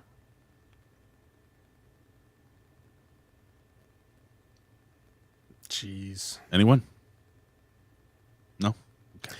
I mean, you know, do you have a? Yeah. Look at the look on what's her face, sleepy gimmick. She's ready to keep her job. Now the banana being held by the lioness. If you look, there's a little darkness underneath that kind of gives it like the look of a penis. Right. I don't know if you guys have seen that, and what's her face in the middle? She's already halfway down, at least 6 inches down the banana. That's it. Oh boy, what do we got next? All right, next is, well, funny you should say that. Cora Jade is with Mackenzie. Oh. She's saying stuff. She's like, Toxic Attraction are pissed bitches, and that's why they allegedly attack Roxy. That's basically what I took out of her promo. Yeah, we're allowed to swear here, is what I took from this. That's what I got. Yeah. And then Cameron Grimes walks, and then we go to break, and then we come back, and Tiffany. Nice shirt. I gotta tell you, not a bad shirt. Nice looking Tiffany. shirt. I like that. Mm-hmm. What do you think he used to clean that shirt? Or does he just buy it at the store, wear it, and then throw it away? Maybe. I mean, he's a millionaire. Right. Right. So. Yeah. Who washes? Millionaires don't wash clothes. I wonder if he lost all his money with the whole Bitcoin gimmick going down. I don't know. I think he cashed it all out, and that's how he was rich. Oh, okay. I don't think he left it in the investments. See, and this is what I tell Colin. I'm sorry. This is what I tell Colin all the time. He says, "Oh, I was a billionaire." Bro, as soon as I see $1 billion, I'm selling it. Why They wait? let him. What a They dummy. wouldn't let him. Fucking it wasn't Tide. real. Yeah, Elizabeth uses Tide. Tide. That's good. Tide, hygienic, clean. I like that. All right. Please continue. So, but yeah, speaking of clean, Tiffany is getting her nails done, presumably in Beverly Hills. She's sitting there spouting recap to whoever's doing her nails, like just catching that person up on whatever happened all over the show the last few weeks. Sure. They don't care. They really don't. No. But yeah, so this is more Tiffany being Tiffany. So she got her face on the show. This is fine. It works. Grimes finally makes his way to the ring. He's doing an in-ring promo, and then he's interrupted by JD, who we learn is an Irish asshole. So Told again, you. just letting you know, it's okay to swear here. So this show is very childish, very for children, but little adult language, mixed messages, but So again, this is what's his name? The UFC fight I was telling you about. Conor McGregor. Well, now, did you get the vibe from him on this? All right, so let me just tell you what I got when I seen him walk out. First and foremost, I'm like, God, his head is way bigger than his body. That is not normal. His eyes are too far apart. Okay. I can see how he has some charisma and character, but he doesn't come off believable to me. Yeah. And my God, McGregor, you are not. I think that's where they're trying to go with it, Vet. But he's not Conor McGregor, and they're gonna have to really work with this kid. Seeing these little guys coming out. I mean, is this Triple H little dipping his toe? Well, we already had, we talked about Triple H coming back last week. We've already been seeing vignettes for this guy since before then. So it's if indeed Triple H he is looks coming like a in, living Funko Pop. I'm sorry. That's not a bad. It's not a bad comparison. Yes, if you put any stock into the whole idea of Triple H coming back and just flipping everything back over, then this was already set in motion before that happened. So they were already going to bring him in. Now, couldn't you see somebody like a Bruce Pritchard saying, okay, we want to get our own Conor McGregor. Absolutely. Bruce Pritchard knows damn well he doesn't know who Conor McGregor is or anything about him, never watched him fight, never watched him talk. He just knows he's famous. That's so fair. He's like, well, this kid's small and Irish. He should be Conor McGregor. And you could see him getting there, and Triple H already having worked with him and brought him to the United States before, he'd probably be like, yeah, forget all that Conor McGregor stuff. Just do what you do. Don't worry about what Bruce said. Just do what you do, and don't try to be Conor McGregor, because people will say he's just trying to be Conor McGregor. Right. Triple H listened to what you said last week, and he doesn't want you to be right. So, question: Young Balor. I did see a little Young Balor in him. They even had a match, I think, in NXT UK at one of the UK takeovers, like the Ace versus the wannabe, the wannabe Prince versus the real Prince type deal. So that's even been addressed within the WWE story and universe type deal. So I got a question for you, buddy. I have not seen this kid wrestle. Is there anything you can tell me about him, work rate wise? Is he that good? We don't say that. Oh shit.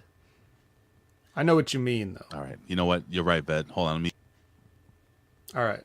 So Ray's going to be in a 5-minute time. You know what, Ray? Just come on back. Don't worry about it. We're not doing that anymore. You sure? Yeah, we're not doing that. Okay. So, I've never really saw it. He's okay. I don't have any real complaints, but he's just so small. He's tiny. Even compared to Finn Balor, he looks small. He makes Finn Balor look like Batista. So it's not really the best idea if we're trying to get away from that. But somebody likes him. I'm sure Triple H liked him because, again, like I said, a couple years ago, they already brought him to the United States to work. He was the cruiserweight champion. And the whole reason that, you know, he stopped being the cruiserweight champion in NXT is because pandemic happened. He goes back over there and gets stuck over there. They stripped the belt from him, and he was like, they even had an angle where he's like sending a video like, how the hell are you going to strip the title off of me? No one beat me, and you're having a tournament to crown a new champion, you know? It seems like an AEW type thing that they did back then. I thought he was Kip Sabian. Is that the same guy? I don't know. It is not Kip Sabian. Even Kip Sabian makes this guy look extremely tiny. He's very small, and his head is just so big. Like when he did that shoot headbutt, I was like, "Oh yeah, that works." Yeah, that's a finisher right there. Yeah. He looks. You know what he looks like? He looks like a little Chris Benoit, like a thin, unfed Chris Benoit, maybe a little bit like a young Chris Benoit. He's got that some at the top of his head. It's like the top of it keeps going where it should have stopped, and it expands. It goes out. Yeah, like Elizabeth said, like a fucking Funko Pop. Right. Well, that was Lawrence Weaver, but they both of them did. Yeah. Yeah, they had the same idea at the same time. Do you have to type Jinx if you type the same thing in chat? Like, anyway, regardless, let's just give him a chance. Now we go to film review with the Diamond Mine. Oh boy, Damon is in there with the Creeds, and he's like, "Hey, I want to run back," and they're like, "Yeah, sure thing, man." And then Roddy Strong's like, "Are you kidding me?" And then he comes in and cuts a promo on him, and he basically says, "You're not getting no run back. You're getting a match with me next week, is what you're getting." Is basically what he says. So, what do you think, man? I think Damon Kemp is going to show Roderick Strong a thing or two. I think he will. And then Roderick Strong will like punch him in the balls and roll him up or something. That is. Jot this down, ladies and gentlemen. The vet. You know what? God damn it. Where is it? I hadn't. Once again, just being that vet, man. Just doing what vets do. Bro, that is exactly what's going to happen next week. Kemp is going to dominate the match, out wrestle this son of a bitch, and then he's going to have to go to something dirty, whether it be a roll of coins, quarters, like back in the day. You ever punch somebody with a roll of quarters in a match there, vet? No. But if I did, you can bet it would be like the corner would be torn open so a bunch of quarters jingled all over the ring when it as it explodes. That's awesome. And then I'd look at the ref and be like, "What?" I'm gonna do that tomorrow when I do laundry. I'm just gonna punch the guy that gives me the quarters behind the counter with the roll of quarters. See if it explodes. This will be like a stress relief thing. I guess. Really want to get Stevie on. All right. Well, you know what you're going to get instead of that? You're going to get the K sounds. Oh, no. Well, one K sound. Well, I mean, both of them come out. The K sound? Then we go to break. Yeah, okay. Then we go to break, right? Yeah. And then we get Mackenzie doing an interview with Grayson Waller. Yep. And he says some stuff I don't remember. Did you have any thoughts on this? I mean, I was falling asleep on a couch. I'm sure it was fine. I'm sure whatever Grayson Waller said was fine. I'm sure it's legit. Yeah. He's a fighting. He's a champion. All right. So he's next. No? Yeah. No, he's not. But not champion. He like would this be. guy, right? This guy's a real champion.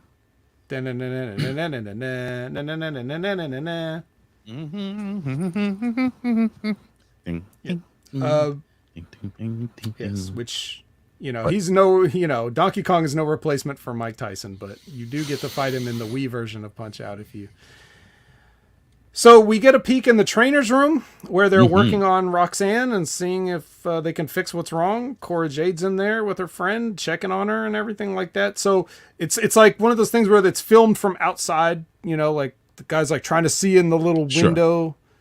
So again, so we can get a camera inside Wendy Chu's dreams, but they can't open the door and walk in the room to get like a shot of what's going on here. They got to stand outside and like try to film through a little 1-inch wide window. Oh my God. I just, an epiphany. NXT must have 11 working with them. From Stranger Things. It's Elle. She's the one who's she's doing the remote. Yes. Ah, that's how they find out what Apollo Crews is going to do and what Wendy's dreaming about. Fuck yeah. You got it. That's it. Doesn't that make all the sense in the world? It also makes sense that we don't get either one of those other things on the show, and Triple H is back, and he's like, fuck that shit. I honestly think, Vet, that give it 2 months. I think it's going to be a very different NXT in the next 2 months. Just hold out, guys and gals. If anybody can do me a favor in the chat, I know you guys like to joke around and stuff. I don't have time to really go around looking for stuff. Can you send me and put in the chat here what the viewership was the last, I don't know if yesterday's viewership is going to be up. It probably won't. But the last couple of weeks, if you guys can give me, because apparently people have been watching this thing now. Yeah, I know it spiked up a couple of weeks ago, but yeah. So if you guys, there didn't seem to be any reason for it. Give me the last 2 weeks, guys, if you can, please. All right, those in the chat, and if not, I'll have to look it up. But I would appreciate it if you guys can do it. Go ahead, Vet. I'm sorry. Oh no, yeah. So next we finally get our match that we were about to have, and that's where we get a K sound, the one with 2 K sounds. It's Caden Carter. You know, we got rid of Katana Chance, lost a K sound, so she only has 1 sound. But so she is the K sound. Right. Sounds. Yeah, she's only the 25% of the sounds now. Right. But it's Caden Carter versus Paxum Tately, and so they're having their little match, and Paxum's working the hard cam kind of with her crotch, and the hard cam's avoiding it because this is a show for children. Then Ivy comes out for support, and then the upset ensues, and Paxum, gets Caden Carter and Habit What? What'd you think? Wait, what was the last word you said? Just, like K sounds, just unrelated sounds. Habichahay, Snavitz, That is Fernum. So Carney. Yeah. Wow. Look at you. That Carney talk. All right. So, yeah, she gets the small package. Are you a fan of Tatum Paxley? I like her a lot. I think she's pretty good. She all right. Yeah. Listen, man, K-Sounds, they're a nice little tag team. They're nice little they're the girls that you put in a ring with somebody who you're gonna build. And they're gonna lose most of the time. They try to give them a push. I don't think the girls were believable enough, and they didn't get over. Not that NXT is proficient at getting people over, Right. but unfortunately, they're in quite a big boat if that's the case. Okay, so here we go. Yeah. What do you got there, 593,000 from Canada Spaceman and Lizbeth. That's pathetic because that's last week's Great American Bash. Uh-oh. Elizabeth with an update. So they were down 100,000 this past week, right? No, that was 2 weeks ago. Oh, okay. So they went up then. Right. Up because 23,000. right. Because they, like I said, they spiked the number randomly. And then, so for whatever that means, if you're following the trend here, what that means is that for some reason, people decide to give the show a shot. It's weird. And then they were like, oh yeah, that's why I don't watch down 100,000. Yeah. Give it 2 months. Give it 2 months. I really think this is going to be a different, they may even rebrand this shit. I might have to make a different background and different new logos. I hope so. And don't, one of the things I talked about, the NXT was really good in the 2014-ish, like between 2014 and 2017. But the problem was the colors. When you see black and yellow, what do you think? You think caution tape, industrial. Thinking of Latin Kings. You think Wiz Khalifa. So you see those colors, but you generally don't really. It's not that yellow and black's not that over as decoration wise to me. but the dingy look of the lighting, like it just looked dark in there. Yeah. And Full Sail University is a nice little place. You could turn the lights up, but they always had it looking dingy and poor. Very NWA. Which I know I know they want it to look gritty, but like, well, speaking of NWA, you look at the NWA now, they don't look like, the lighting in there, it looks like a nice little set. It just looks nice. small. It's pretty. So the WWE has to have something like that. Something that's small but expensive looking. NXT 90210. Yeah, there you go. I like that. So whatever they do, just not black and yellow and not this the rainbow, stuff. Why don't they just go red, white, and blue? Red, white, and blue ropes like the old WWE, WWF shows. Maybe they just want to do that for shows, branded shows like the Great American Bash or something, and they don't want to have it all the time. If you want to do that, I think that would be great. Bring back the old red, white, and blue ropes, like you used to have in the LJN ring. I love that. I would go with that. Yeah, well, whatever they do, do something. Gacy interrupts. The announcers are doing an on-camera. Fucking Vic Joseph dressed half-ass like Orange Cassidy here. But Gacy just breaks in to say that the schism, which I thought this was the dyad, but apparently now they're the schism. The schism. What is a fucking schism, Vet? Can you tell me? I don't know. Schism? I thought it was like I don't know, actually. That sounds Is that like a divide of something? Like there's like something between something? Can you spell it? I guess I'll look it up. What is schism? SCHISM, I believe. SCHI. Lawrence Weaver says break, so that's kind of like what I was saying, like a divide, a separation. To split division between strongly opposed sections of parties caused by different opinions or beliefs. Oh, that's America.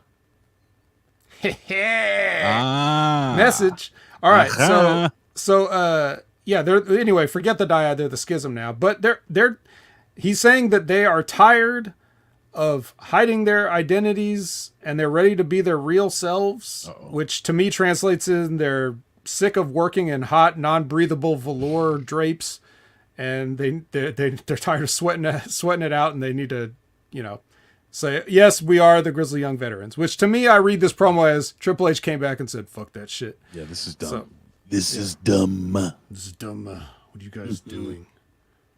What's going on here? So Sanga's reliving his cannonball from the previous week. Fucking love this guy. I love Sanga. He's got Ulisa and Valentina there with them, and they're all just watching on their little tablet. Hey, look what I did, the cannonball. And then Duke Hudson comes in. He's like, hey, that wasn't funny. I got water in my ear from that cannonball. He fucking knocked over the fucking. That's an expensive tablet. Yeah, he just must have been one of those like free ones that you get when you sign up for a cell phone plan or something. Oh man, that infuriated me actually. I was like, God, I could use that tablet. Yo, I'm sorry, Vet. I don't know. Why am I apologizing? I fucking love Sanga. Yeah, don't apologize. There's something about the guy, the way he delivers his lines, the way he talks, that's so fucking natural. Like an Indian man? It's yeah, but it's like what I like about Sanga is, my father always told me that, if you're tough, you don't have to speak loudly. You speak softly. Right. You be a funny guy, you joke around. That's the way my dad was. He was a lovable bear, but he was a dangerous guy, my dad. And Sanga has that. Goddamn, he is so much. I see so much more money in him. If he can get I was going to say the word. If he can work better in the ring, learn, and become a better worker, oh my God. He looks great. He's so nonchalant, it just comes natural to him. And man, the way he dresses outside of the ring, bro, this guy is fucking cash, bro, cash money. I think they're supposed to bring him up though. Well, who ain't, speaking of bring him up, who ain't on Raw anymore? Who's not on Raw? Veer. No way. When's the last time you seen Veer? I'm not a fan of what they booked him as. They tried to turn him into Umaga 2.0. That's what it was. Yeah. Doesn't work. Well, what do you think they're going to do when they get a guy that's even bigger? I think they should put him They're back. They're going to turn him into Yokozuna 3.0. Like it's going to be. Vince would tell that guy he needs to yell more. He's a giant savage. You know, be the next Maximum male model. Yeah, that's what they're pulling him off to repackage him for Maximum male models. I think those guys are money as a tag team. I think maybe they put Sanga and NXT to work on him a little bit. I mean, you bring them back as from some Bollywood-looking giants, bro. Those guys, there's so much money on them, man. Well, go ahead. I'm sorry. They were a tag team already. Yeah, but again, the bigger guy, Sanga, needed a lot of work, and he's getting better.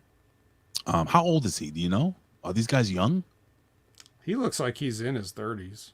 Let's find out. Go ahead, Vet. I'm gonna find out their ages. Well, you're not gonna want to miss this. You might want to check out the Googling, save that for later, because guess what's next? What's next? Pretty Deadly crashes the Hick Bar. Oh, hold on one second, brother. You're right. I almost fucked up. Yes, boy! That was a very uncomfortable scene, by the way. Lawrence Weaver says Maximum Male Models is the best thing going right now. It's actually funny because it's so cheesy. I know I said we weren't going to time out people anymore, but you are on thin ice putting over Maximum Male Models. By the way, am I the only one that's noticed that the Maximum Male Models is also I didn't think about that. They're basically like, fuck you, Tyler Breeze, you're fired. Anyway, we'll steal your gimmick and something that you totally should have done and give it to these guys. Bro, Sanga's 36. Yeah, he's up 30s. There. So he's up there. That's still young in wrestling. It is, but not when you start late. And Veer is 33. Yeah, these guys have got a late start. So they probably started, I think they came in 3-4 years ago. So they've been there a while. Well, look at DDP.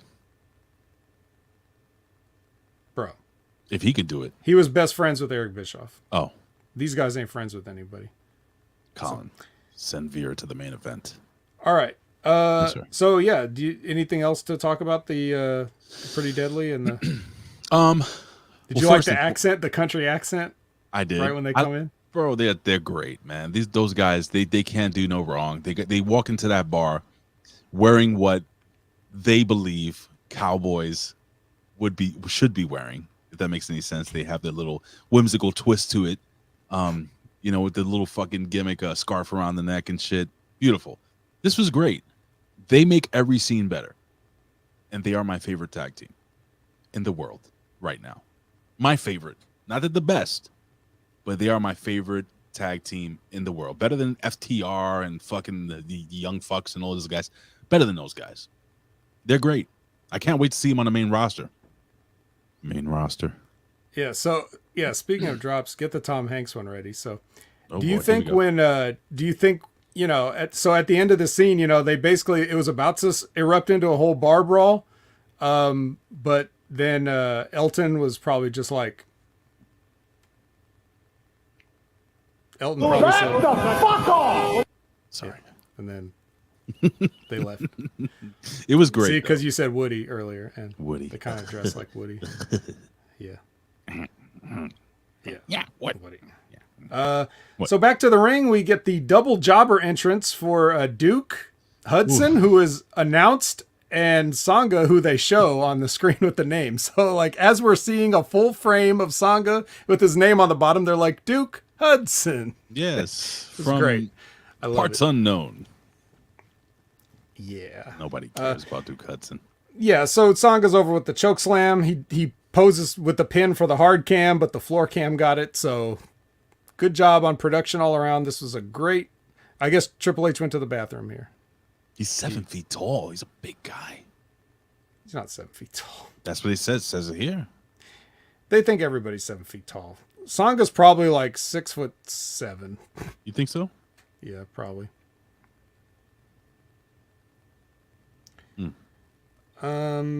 He's 6'8".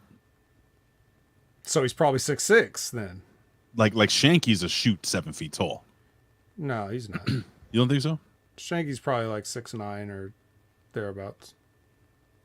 Well, nobody's 9 feet 11 like Ben Hameen. Right. We get a promo each from the Ridge brand and Solo Sikoa. I like this, by the way. I don't like the TNA lighting in the background, but I like this. Right. It's definitely the Impact lighting. I'm glad you mentioned that. Then we get Toxic Attraction with Mackenzie. Mm-hmm. Basically, Mandy's message is, when you're a champion, everything falls into place. So, there we go. And then we get Solo versus the Ridge with entrances. Now, here's where they fucked up. Oh, boy. So, we get a hot start. Mm-hmm. Like, the Ridge is coming down. Yep. And Solo jumps him in the aisle. Mm-hmm. Okay, and they start brawling. So weird. This was weird. Tell me what happens next, Ray, if you remember. Bro, so you get the hot start. Mm-hmm. Again, like you said, Von Wagner is beating the shit out of Solo Sikoa outside the ring, tosses him in the ring, and then they just start the match like nothing happened before it. Huh? Not only they get a bell and a lockup. Yo, Vet, I legit, I thought I maybe faded out, fell asleep on the couch or something. I rewound it. I was like, did I miss something? No commercial break, nothing. That was so fucking, what the fuck happened there? This is what happens when you don't know how to put a match together and you have agents that don't know shit about wrestling. Bro, I don't know who was the agent for this match. I can tell you their services aren't needed if Triple H is looking to clean some house. You do not start with fist fighting and then go to lock up and wrestling. And they go from punching to the spot where they shove each other. Like, bro, you know, after they tie up and they're like, what, bro? Come on, you want to fight? And they're like pushing each other. You were just throwing punches at each other's faces 30 seconds ago. Yo, I legit was on the couch and I was like, Oh my God, what the fuck just happened? What do you mean what happened? What are you, blind? Jesus! that is legit. I rewound it and I was like, I didn't miss anything. Can't wait to hear what the vet has to say about this tomorrow. Yep. So This is why I'm here. Yeah, we go with the hot start to the bell and the tie up. We go from punching to shoving. We go to headlocks and tackles. Like, oh God. No, guys. No. This doesn't happen. If you start hot, you stay hot, and then you go to the heat. Yes, sir. You know, the Ridge cuts off Solo and makes him sell for a while.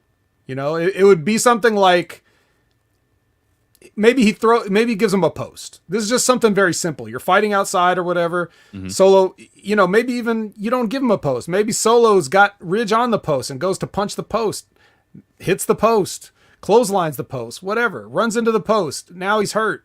The Ridge just slides in the ring like, ha, idiot, and then just waits. And then the ref starts counting. 1, 2. Oh, is he going to make it? 3, 4. Now Solo rolls in at the last second. And then boom, Ridge is on him. Kick, cover, kick out, go into the heat. Then, you know, you start working towards the comeback. So basically what you're saying is throughout the match, if I'm listening correctly, you're going to kind of tease the double count out. You're going to tease the fact that there is no control in this match and that eventually they're all pendulum will break loose. Is that what you're saying? Basically. Yeah. But I mean, you could always escalate. Like if you wanted to have your match, just start the match like normal and then let it devolve into the bedlam that you're talking about. Because as we saw after this, right? You know, the match is ending. The way the match actually ends is exactly how it starts. And they get a double count out because they're fighting outside. So that beginning part never should have happened. It should have went, Ridge comes to the ring, they do the tie-up, the bell, everything like that, and then all of a sudden, as the match progresses, if you want to tell that story, it's a wrestling match, it devolves, now tempers get heated, now we're punching, now we don't even care about the match anymore, we both got counted out, now we're fighting through the back. We're going to see these guys fight through the back. So that's how you do it. But they did the unnecessary first part where you started hot in the aisle. I got to tell you something. This whole episode of NXT, before we continue, was booked and some of the in-ring competitors wrestled like they were told, some of y'all are going. Some of you guys are going to be cut. That's the way it felt. There was a lot of uncomfortable moments in this show. As a viewer, as a pundit, me watching it and reviewing it, and you as an in-ring guy, I'm sure you noticed that there was a lot of things that were off about this show. And we're going to get into that next. But whoever wrote this up really, like you said, fucked up. It made it was almost like there were two separate matches. It was almost like, you know how like we're talking about Stranger Things, how it goes from one thing and then, you know, it's super climactic, you know, you got fucking Hopper, he's wrestling with the fucking monster, right? And then all of a sudden, boop, you click away and you have Elle laying in the fucking tub of water. It was off. It was weird. Yeah. So I think that, you know, one thing that WWE, for whatever we say about them, one of the things they get right on all levels is they generally put on a decent in-ring product. Like bell to bell, most of the people, not all, just saying most of them kind of know what they're doing and they don't really embarrass themselves too much. It's everything else. Like when they try to be comedic, when they try to have cinematic stuff, that's where they get really corny and shitty. But like just the wrestling part, for the most part, they know how to do that at least. Right. That was pretty, like I said in the first match, the wrestling was okay. This sticks out like a sore thumb because these guys should never make a mistake like this. It's not their fault. It's not Solo and his fault. No, someone should have explained to them that. And whoever agented this match, they're the ones that this is agree. This is the blame falls on them. So next, Trick and Mello take some hoes to the penthouse. Hey, I got to tell you, I was a fan of the thick girl, the light-skinned girl. They were cute. I'm not a big Barbie doll person, but I saw that they had a couple of, you know, real pretty chicks, you know, little meat on them. That's the way I like my women. Yeah. It did good. It was fun. I would like to hang out with Trick and Mello. Would you like to hang out with Trick and Mello? Sure.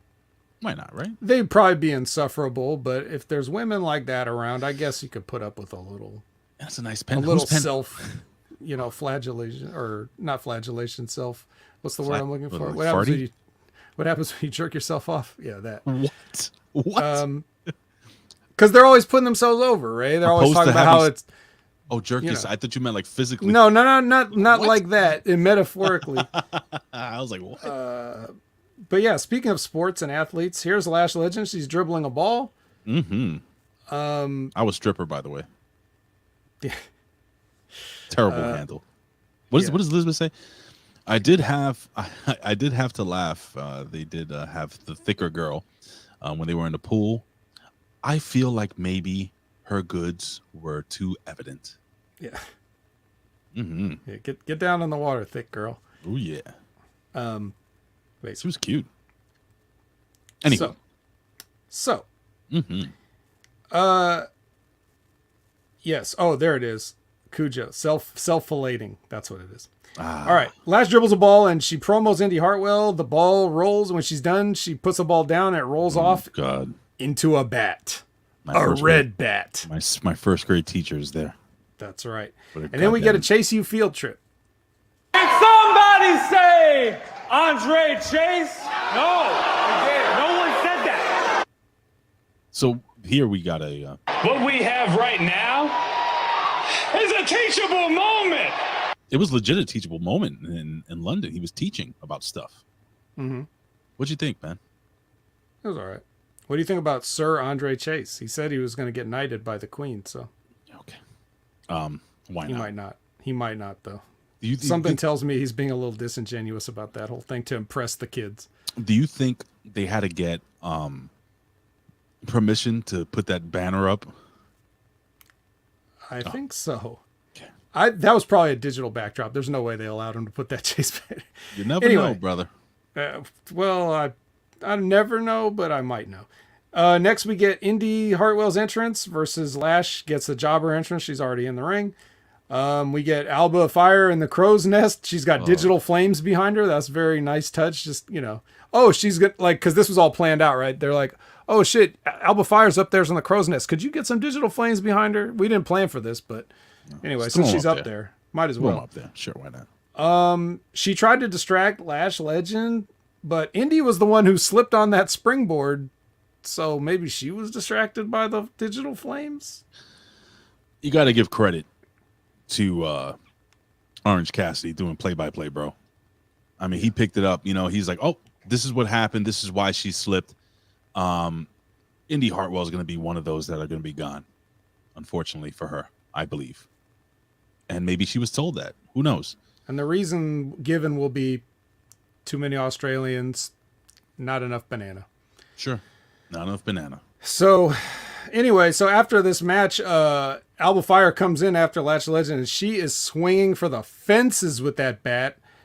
And I'm really disappointed because Triple H is back. So she should know, like, you don't swing the bat like that. You put your hand on top of the bat, and then you try to hit her with your knuckles. Sure. Yeah.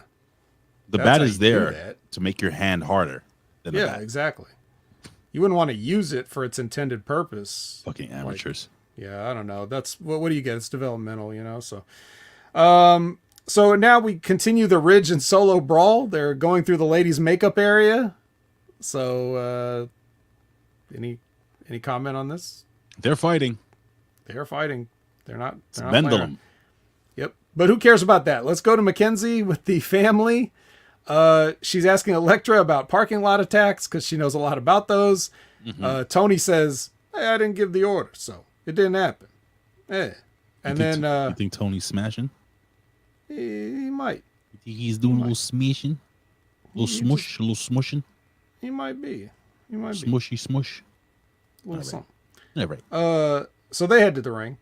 And then now we're outside, and Ridge and Solo are still fighting outside. This is where, Ray, I was thinking in my mind, like, this is where the street champion of the islands will shine, because there might be a street light out there. Oh, if there was a street light like out that. there. Yeah. I didn't see one, but like I was thinking maybe. But he did take Robert Stone and just sort of like beal him into a dumpster. So that was something. A dumpster full of garbage bags that were clearly filled with foam. Shredded NDAs. Yeah, that's actually way funnier than what I was thinking. All right, well, we'll go with that. Mm-hmm. Yeah, any thoughts on this? This is the conclusion of the brawl between these two guys. That was right. Okay. Is that right? The QR code. We scan the QR code again. So here we go. So I actually, excuse me, I took a screenshot. I scanned the QR code on the TV, and this is what popped up. Let's see if we can figure this out. So this was taken 11:34 p.m. last night when I was watching a replay. And we get Quinn. It says Quinn, Becky, Cruz, Trick, Brock, Toxic. Now you have the yellow C, OC, O, and then the green C. So it's only C's and O's. And this is exactly the screen that popped up. Yeah. And one green C. I don't get it. 1, 2, 3, 4 C, 5 C. Anybody in the chat? What do you think, guys? Yeah, I'm not good at puzzles like this. Neither am I. But you know who I think is good? I'll bet you. Not that I'm putting... Lawrence says it's a Wordle. C is in the right place. So there is an O, but it's in the wrong place. Is it? Yeah, because if the O was in the right place in the second spot or the third spot, it would be green like the C. So the O is in the wrong place. Where's the O belong? Yeah, so the O could only be the first place or the fourth place. Can anybody kind of decipher what I'm betting on Elizabeth to figure this out. So is there an O, like is something that O starts with O and ends with C? Triple H. The game. First or fourth? Yep. All right, you guys are figuring this out. Can you guys kind of give us like what you think it may be? All right. Well, we'll get back to that because we still got stuff to do. I'll pull it down for now.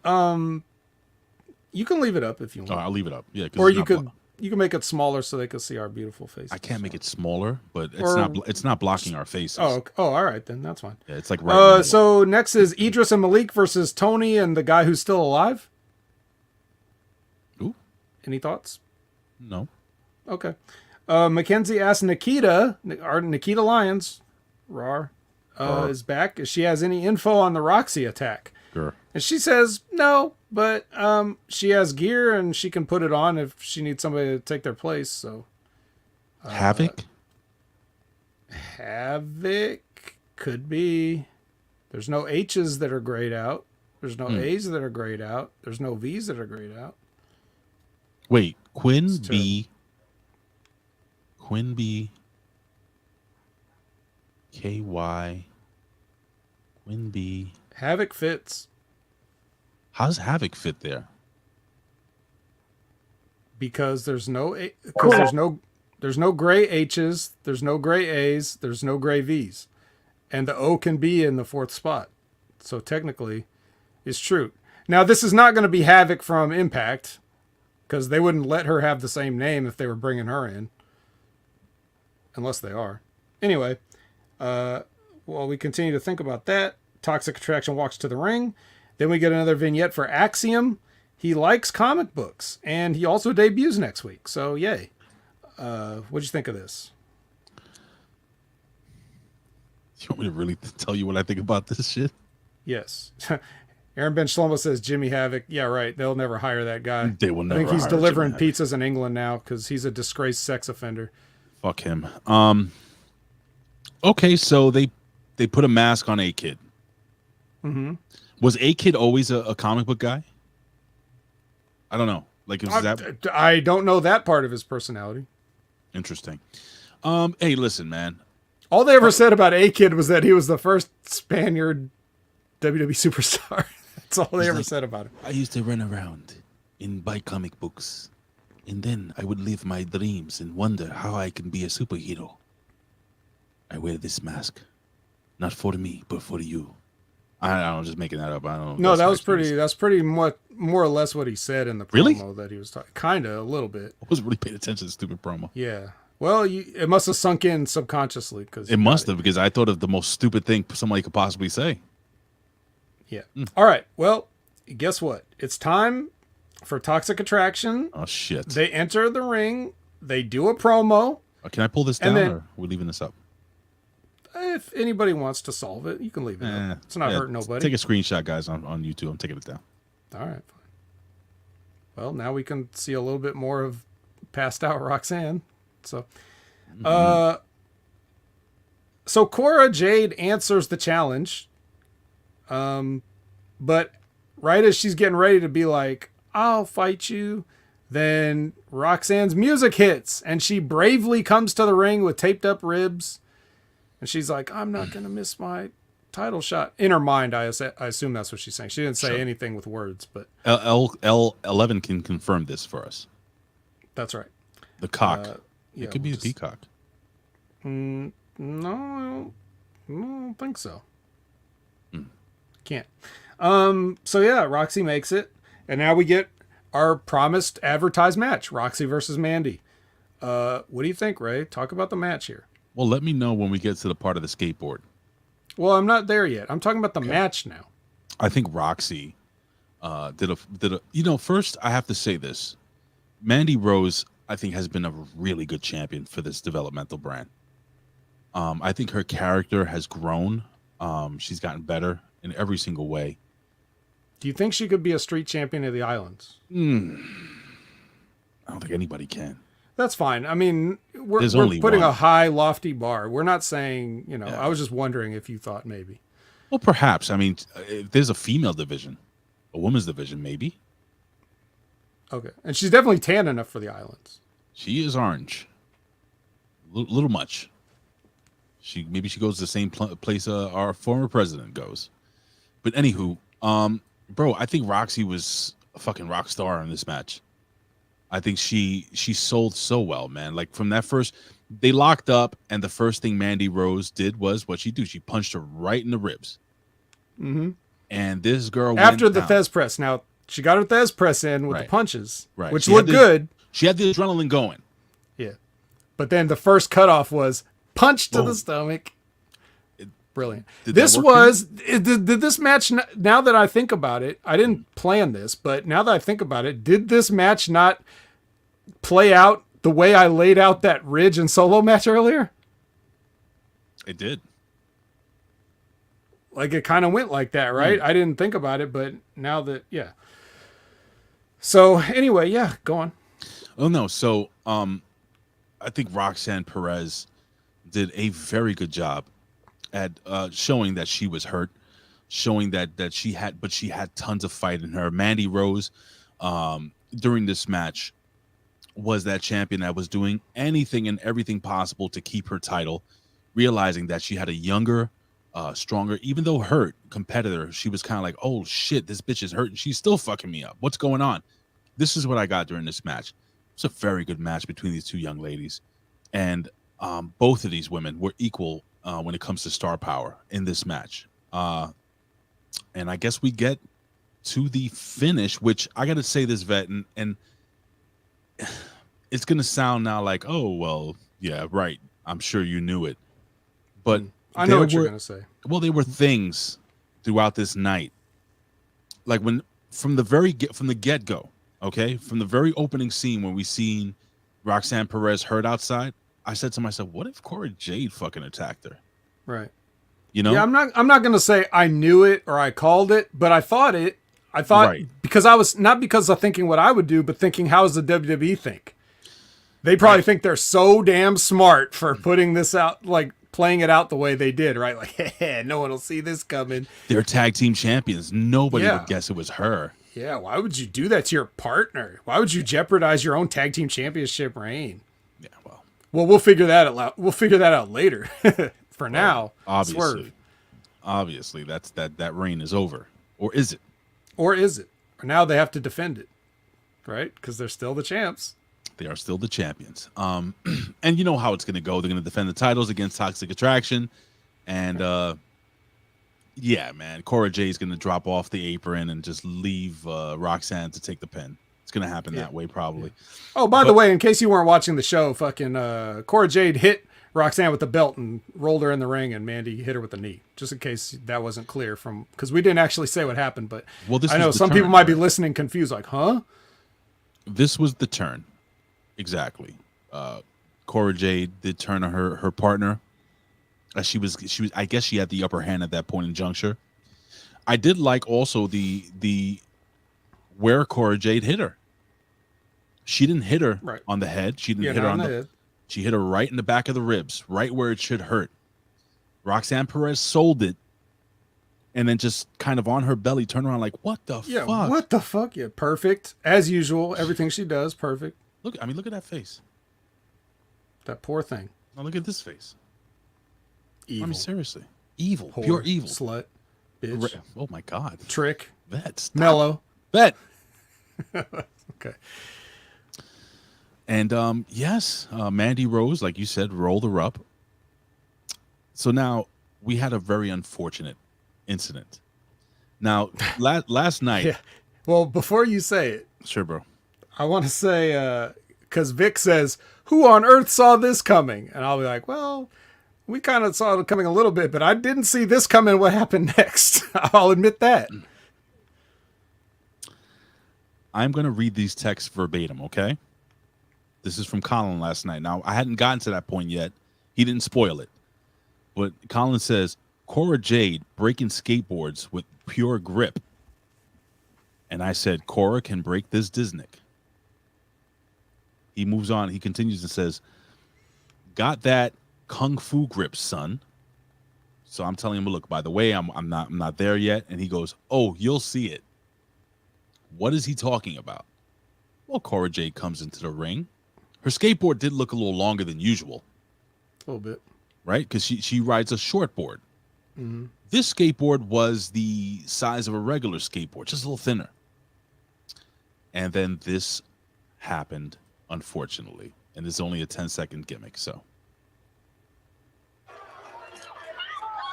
Huh? Huh? Huh? Don't talk in my backswing. Bro, this has been memed relentlessly. It has become a GIF. What the fuck happened there, bro? Well, I'll tell you what happened. They gimmicked the skateboard and it broke in her hands. But this is not even the first time. Another classic moment similar to this was in that. What was that match where like someone was supposed to break a candy jar? Taz was supposed to break a candy jar on JR's head or whatever, and he picked it up and it just broke in his hands or something it was, like that. If I'm correct, it was Chris Jericho with CM Punk, and he was that too. That's a third time. He was supposed to hit him with the liquor bottle after he poured the liquor down his throat or whatever, and it just broke in his hands. So, Ray, what's wrong with this? You bring out a skateboard. Roxy lays there on her stomach, and you just fucking whack her in the back with the skateboard that everybody can hear and see. Why do you need to gimmick it? Why does Cora Jade need to be the Hulk and just break something? I'll tell you why. I'm gonna tell you why right now, Vet. And maybe I'm doing a better job than the writers. I'm sure you are before you even say anything, but go ahead. Here we go. I believe the skateboard being destroyed and breaking over the back of her friend is a metaphoric thing. And she is breaking away from being that little skater chick. And she's going to come back next week with a whole new persona. Maybe she joins Toxic Attraction. I don't think Toxic Attraction would have her. But I do think that this is a metaphoric thing. Like the skateboard breaking. Yeah. She ain't going to have the skateboard no more. She ain't going to come down skating. Bro, this is it. That's why they did it. Probably. You're right. That's why they did it. But again, that's more pretentious bullshit from them thinking they are higher art than they are. Right. You know, and you can't remove the possibility of something like this happening. You know, this is not the kind of thing you practice. You don't want to bring in like 5 gimmick skateboards just to make sure they all work. That's no guarantee. If you try it 4 times and like, okay, I think we got it. The 5th one might not work. You know, it's just, there's no reason for it. Just whack her with the skateboard. I could tell the way she was holding it. Wasn't she holding it weird too when she brought it into the ring? Just gingerly, she's cradling it like a swaddled baby. Dumbass. My skateboard. It's my favorite one.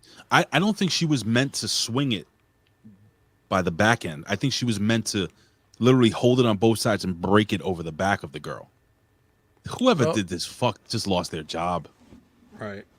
Whoever gimmicked this. I hope. Oh my Triple God, H is back there like, fuck that shit. Yeah. He's like, should have used the sledgehammer. Right. Now, because I feel bad because this is not something you could blame on Cora. You know, not her fault. She actually Cora stepped it up the past 2 weeks. And this kind of sucks because like this is the kind of thing that you know it happens like right there. You're just like, oh, in your mind you're like, fuck, but you have to keep doing everything like it didn't happen. So yeah, unfortunate ending, but once again, like we are given a sorry, she's come down electric scooter. Yeah. Hell yeah.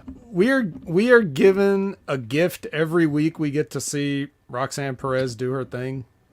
So that's the positive I'm going to take out of this week's episode. She's very, very, very good. Did you notice, you might not have seen this, but like during the picture-in-picture part when she was doing like the hope spots and Mandy was keeping her alive, there was a spot where Roxy went for a small package and she fucking made the effort to reach with her leg because Mandy's leg was far away, and she made her effort to reach with her right leg and hook that far leg on Mandy. Like, you know how most people, you see them do a shitty small package and they're like, close enough, and they just sit there with just the shoulders, but she was like, no, must hook leg, and she reached for it. Like, those are those kind of things those detail things I look at. That's the difference between, you know, you're going to be in NXT for your whole career and we need to get this girl on TV and make some money ASAP.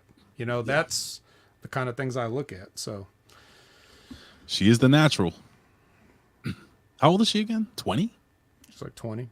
The prodigy. She is a prodigy, man. She's great. So, Vet,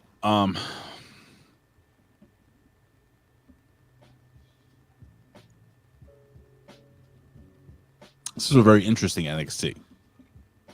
And like I said, I think it's safe to say that over the course of the next couple of weeks, I'm looking to see what changes. Let's look for little changes. Let's do that.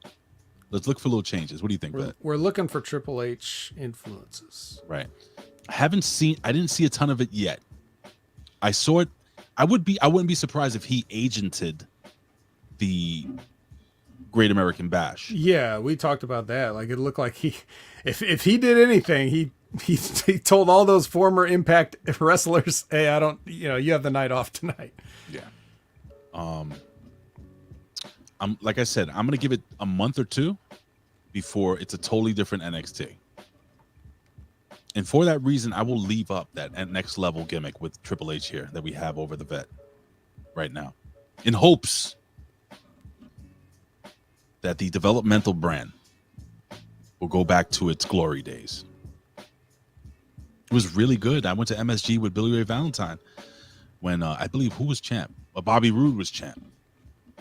Shinsuke Nakamura, Samoa Joe. Oh my God, it's crazy. So many good champions. It was so good. They could have been the street champion of any island. Yeah, Samoa Joe could be street champion. It really went downhill when all those guys got called up and all Triple H had left was Gargano and Ciampa and like those guys. That's where, that's what a lot of people I think are thinking when they think NXT sucked, when it was guys like them and Adam Cole and stuff like that. And I agree, it was not as good then. Hopefully it'll get better. I'm looking forward to seeing what the numbers are next week for this week. And I will say this. I don't know if you guys watch much of NXT. I don't know if you guys are giving a chance to NXT. Watch it, but watch it understanding that it's developmental. It's like watching minor league baseball or watching the G League and the NBA. I love watching that stuff.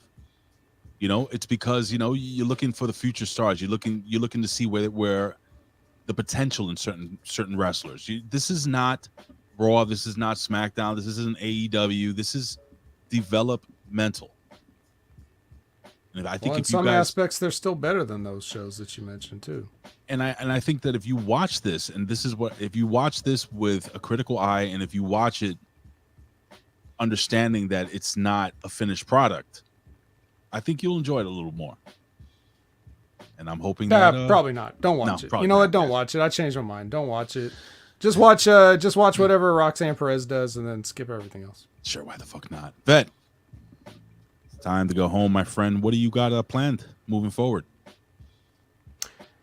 Nothing concrete, but I will continue to play Miles Morales on Twitch, so you can follow me there at Opinion Haver if you like to hang out and discuss more about how NXT sucks, or just talk about the game, whatever, or how to put a disc in the PS5 the right way. And of course, I'm on the Impact Attack every week.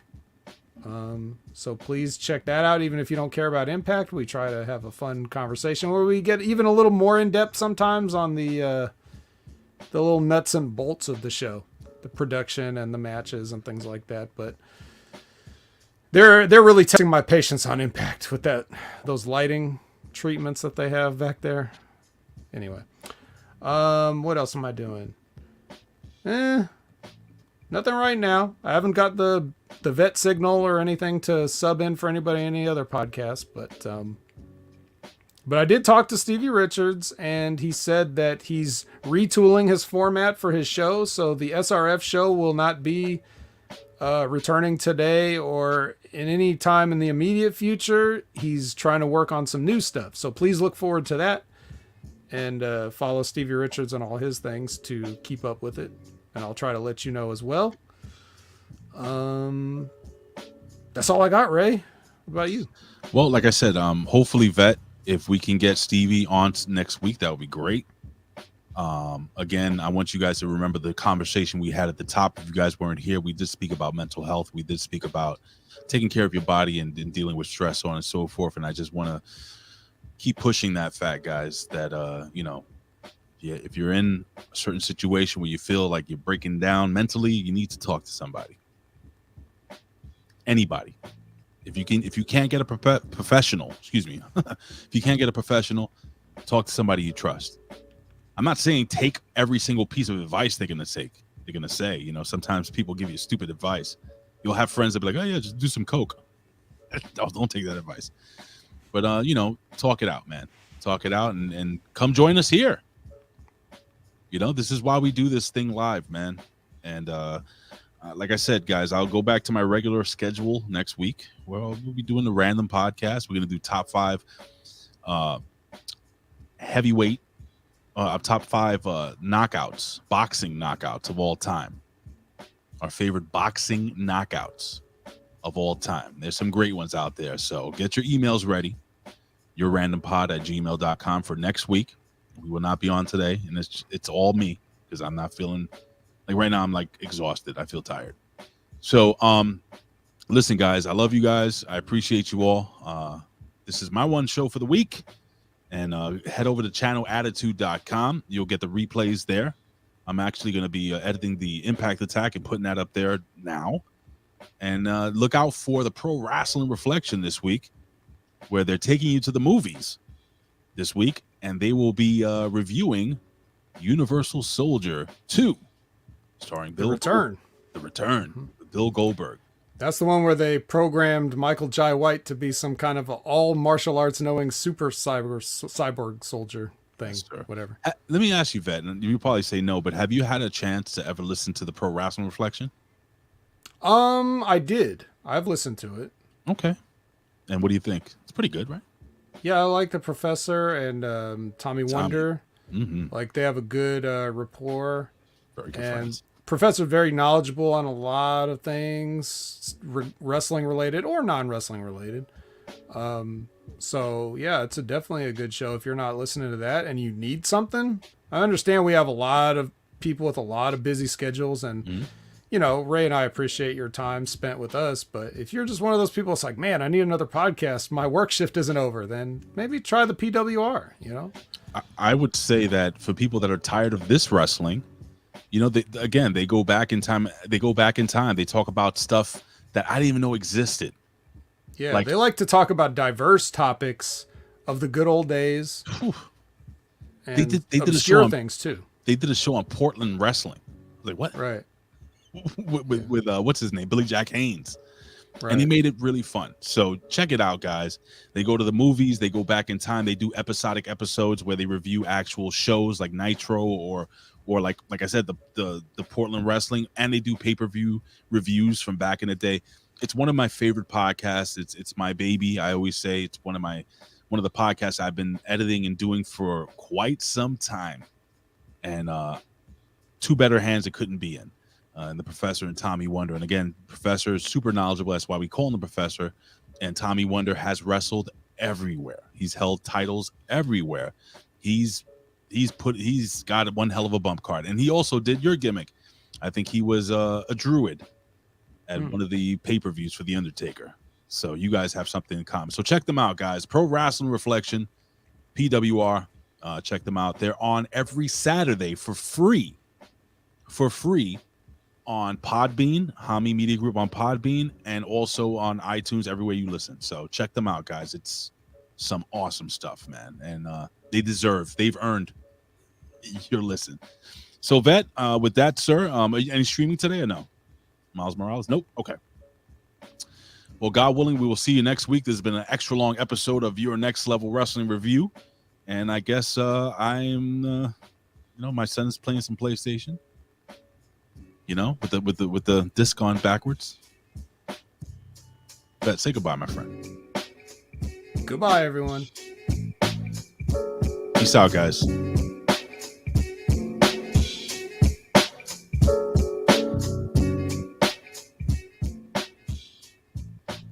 I always think of New York Undercover when I hear this go home music.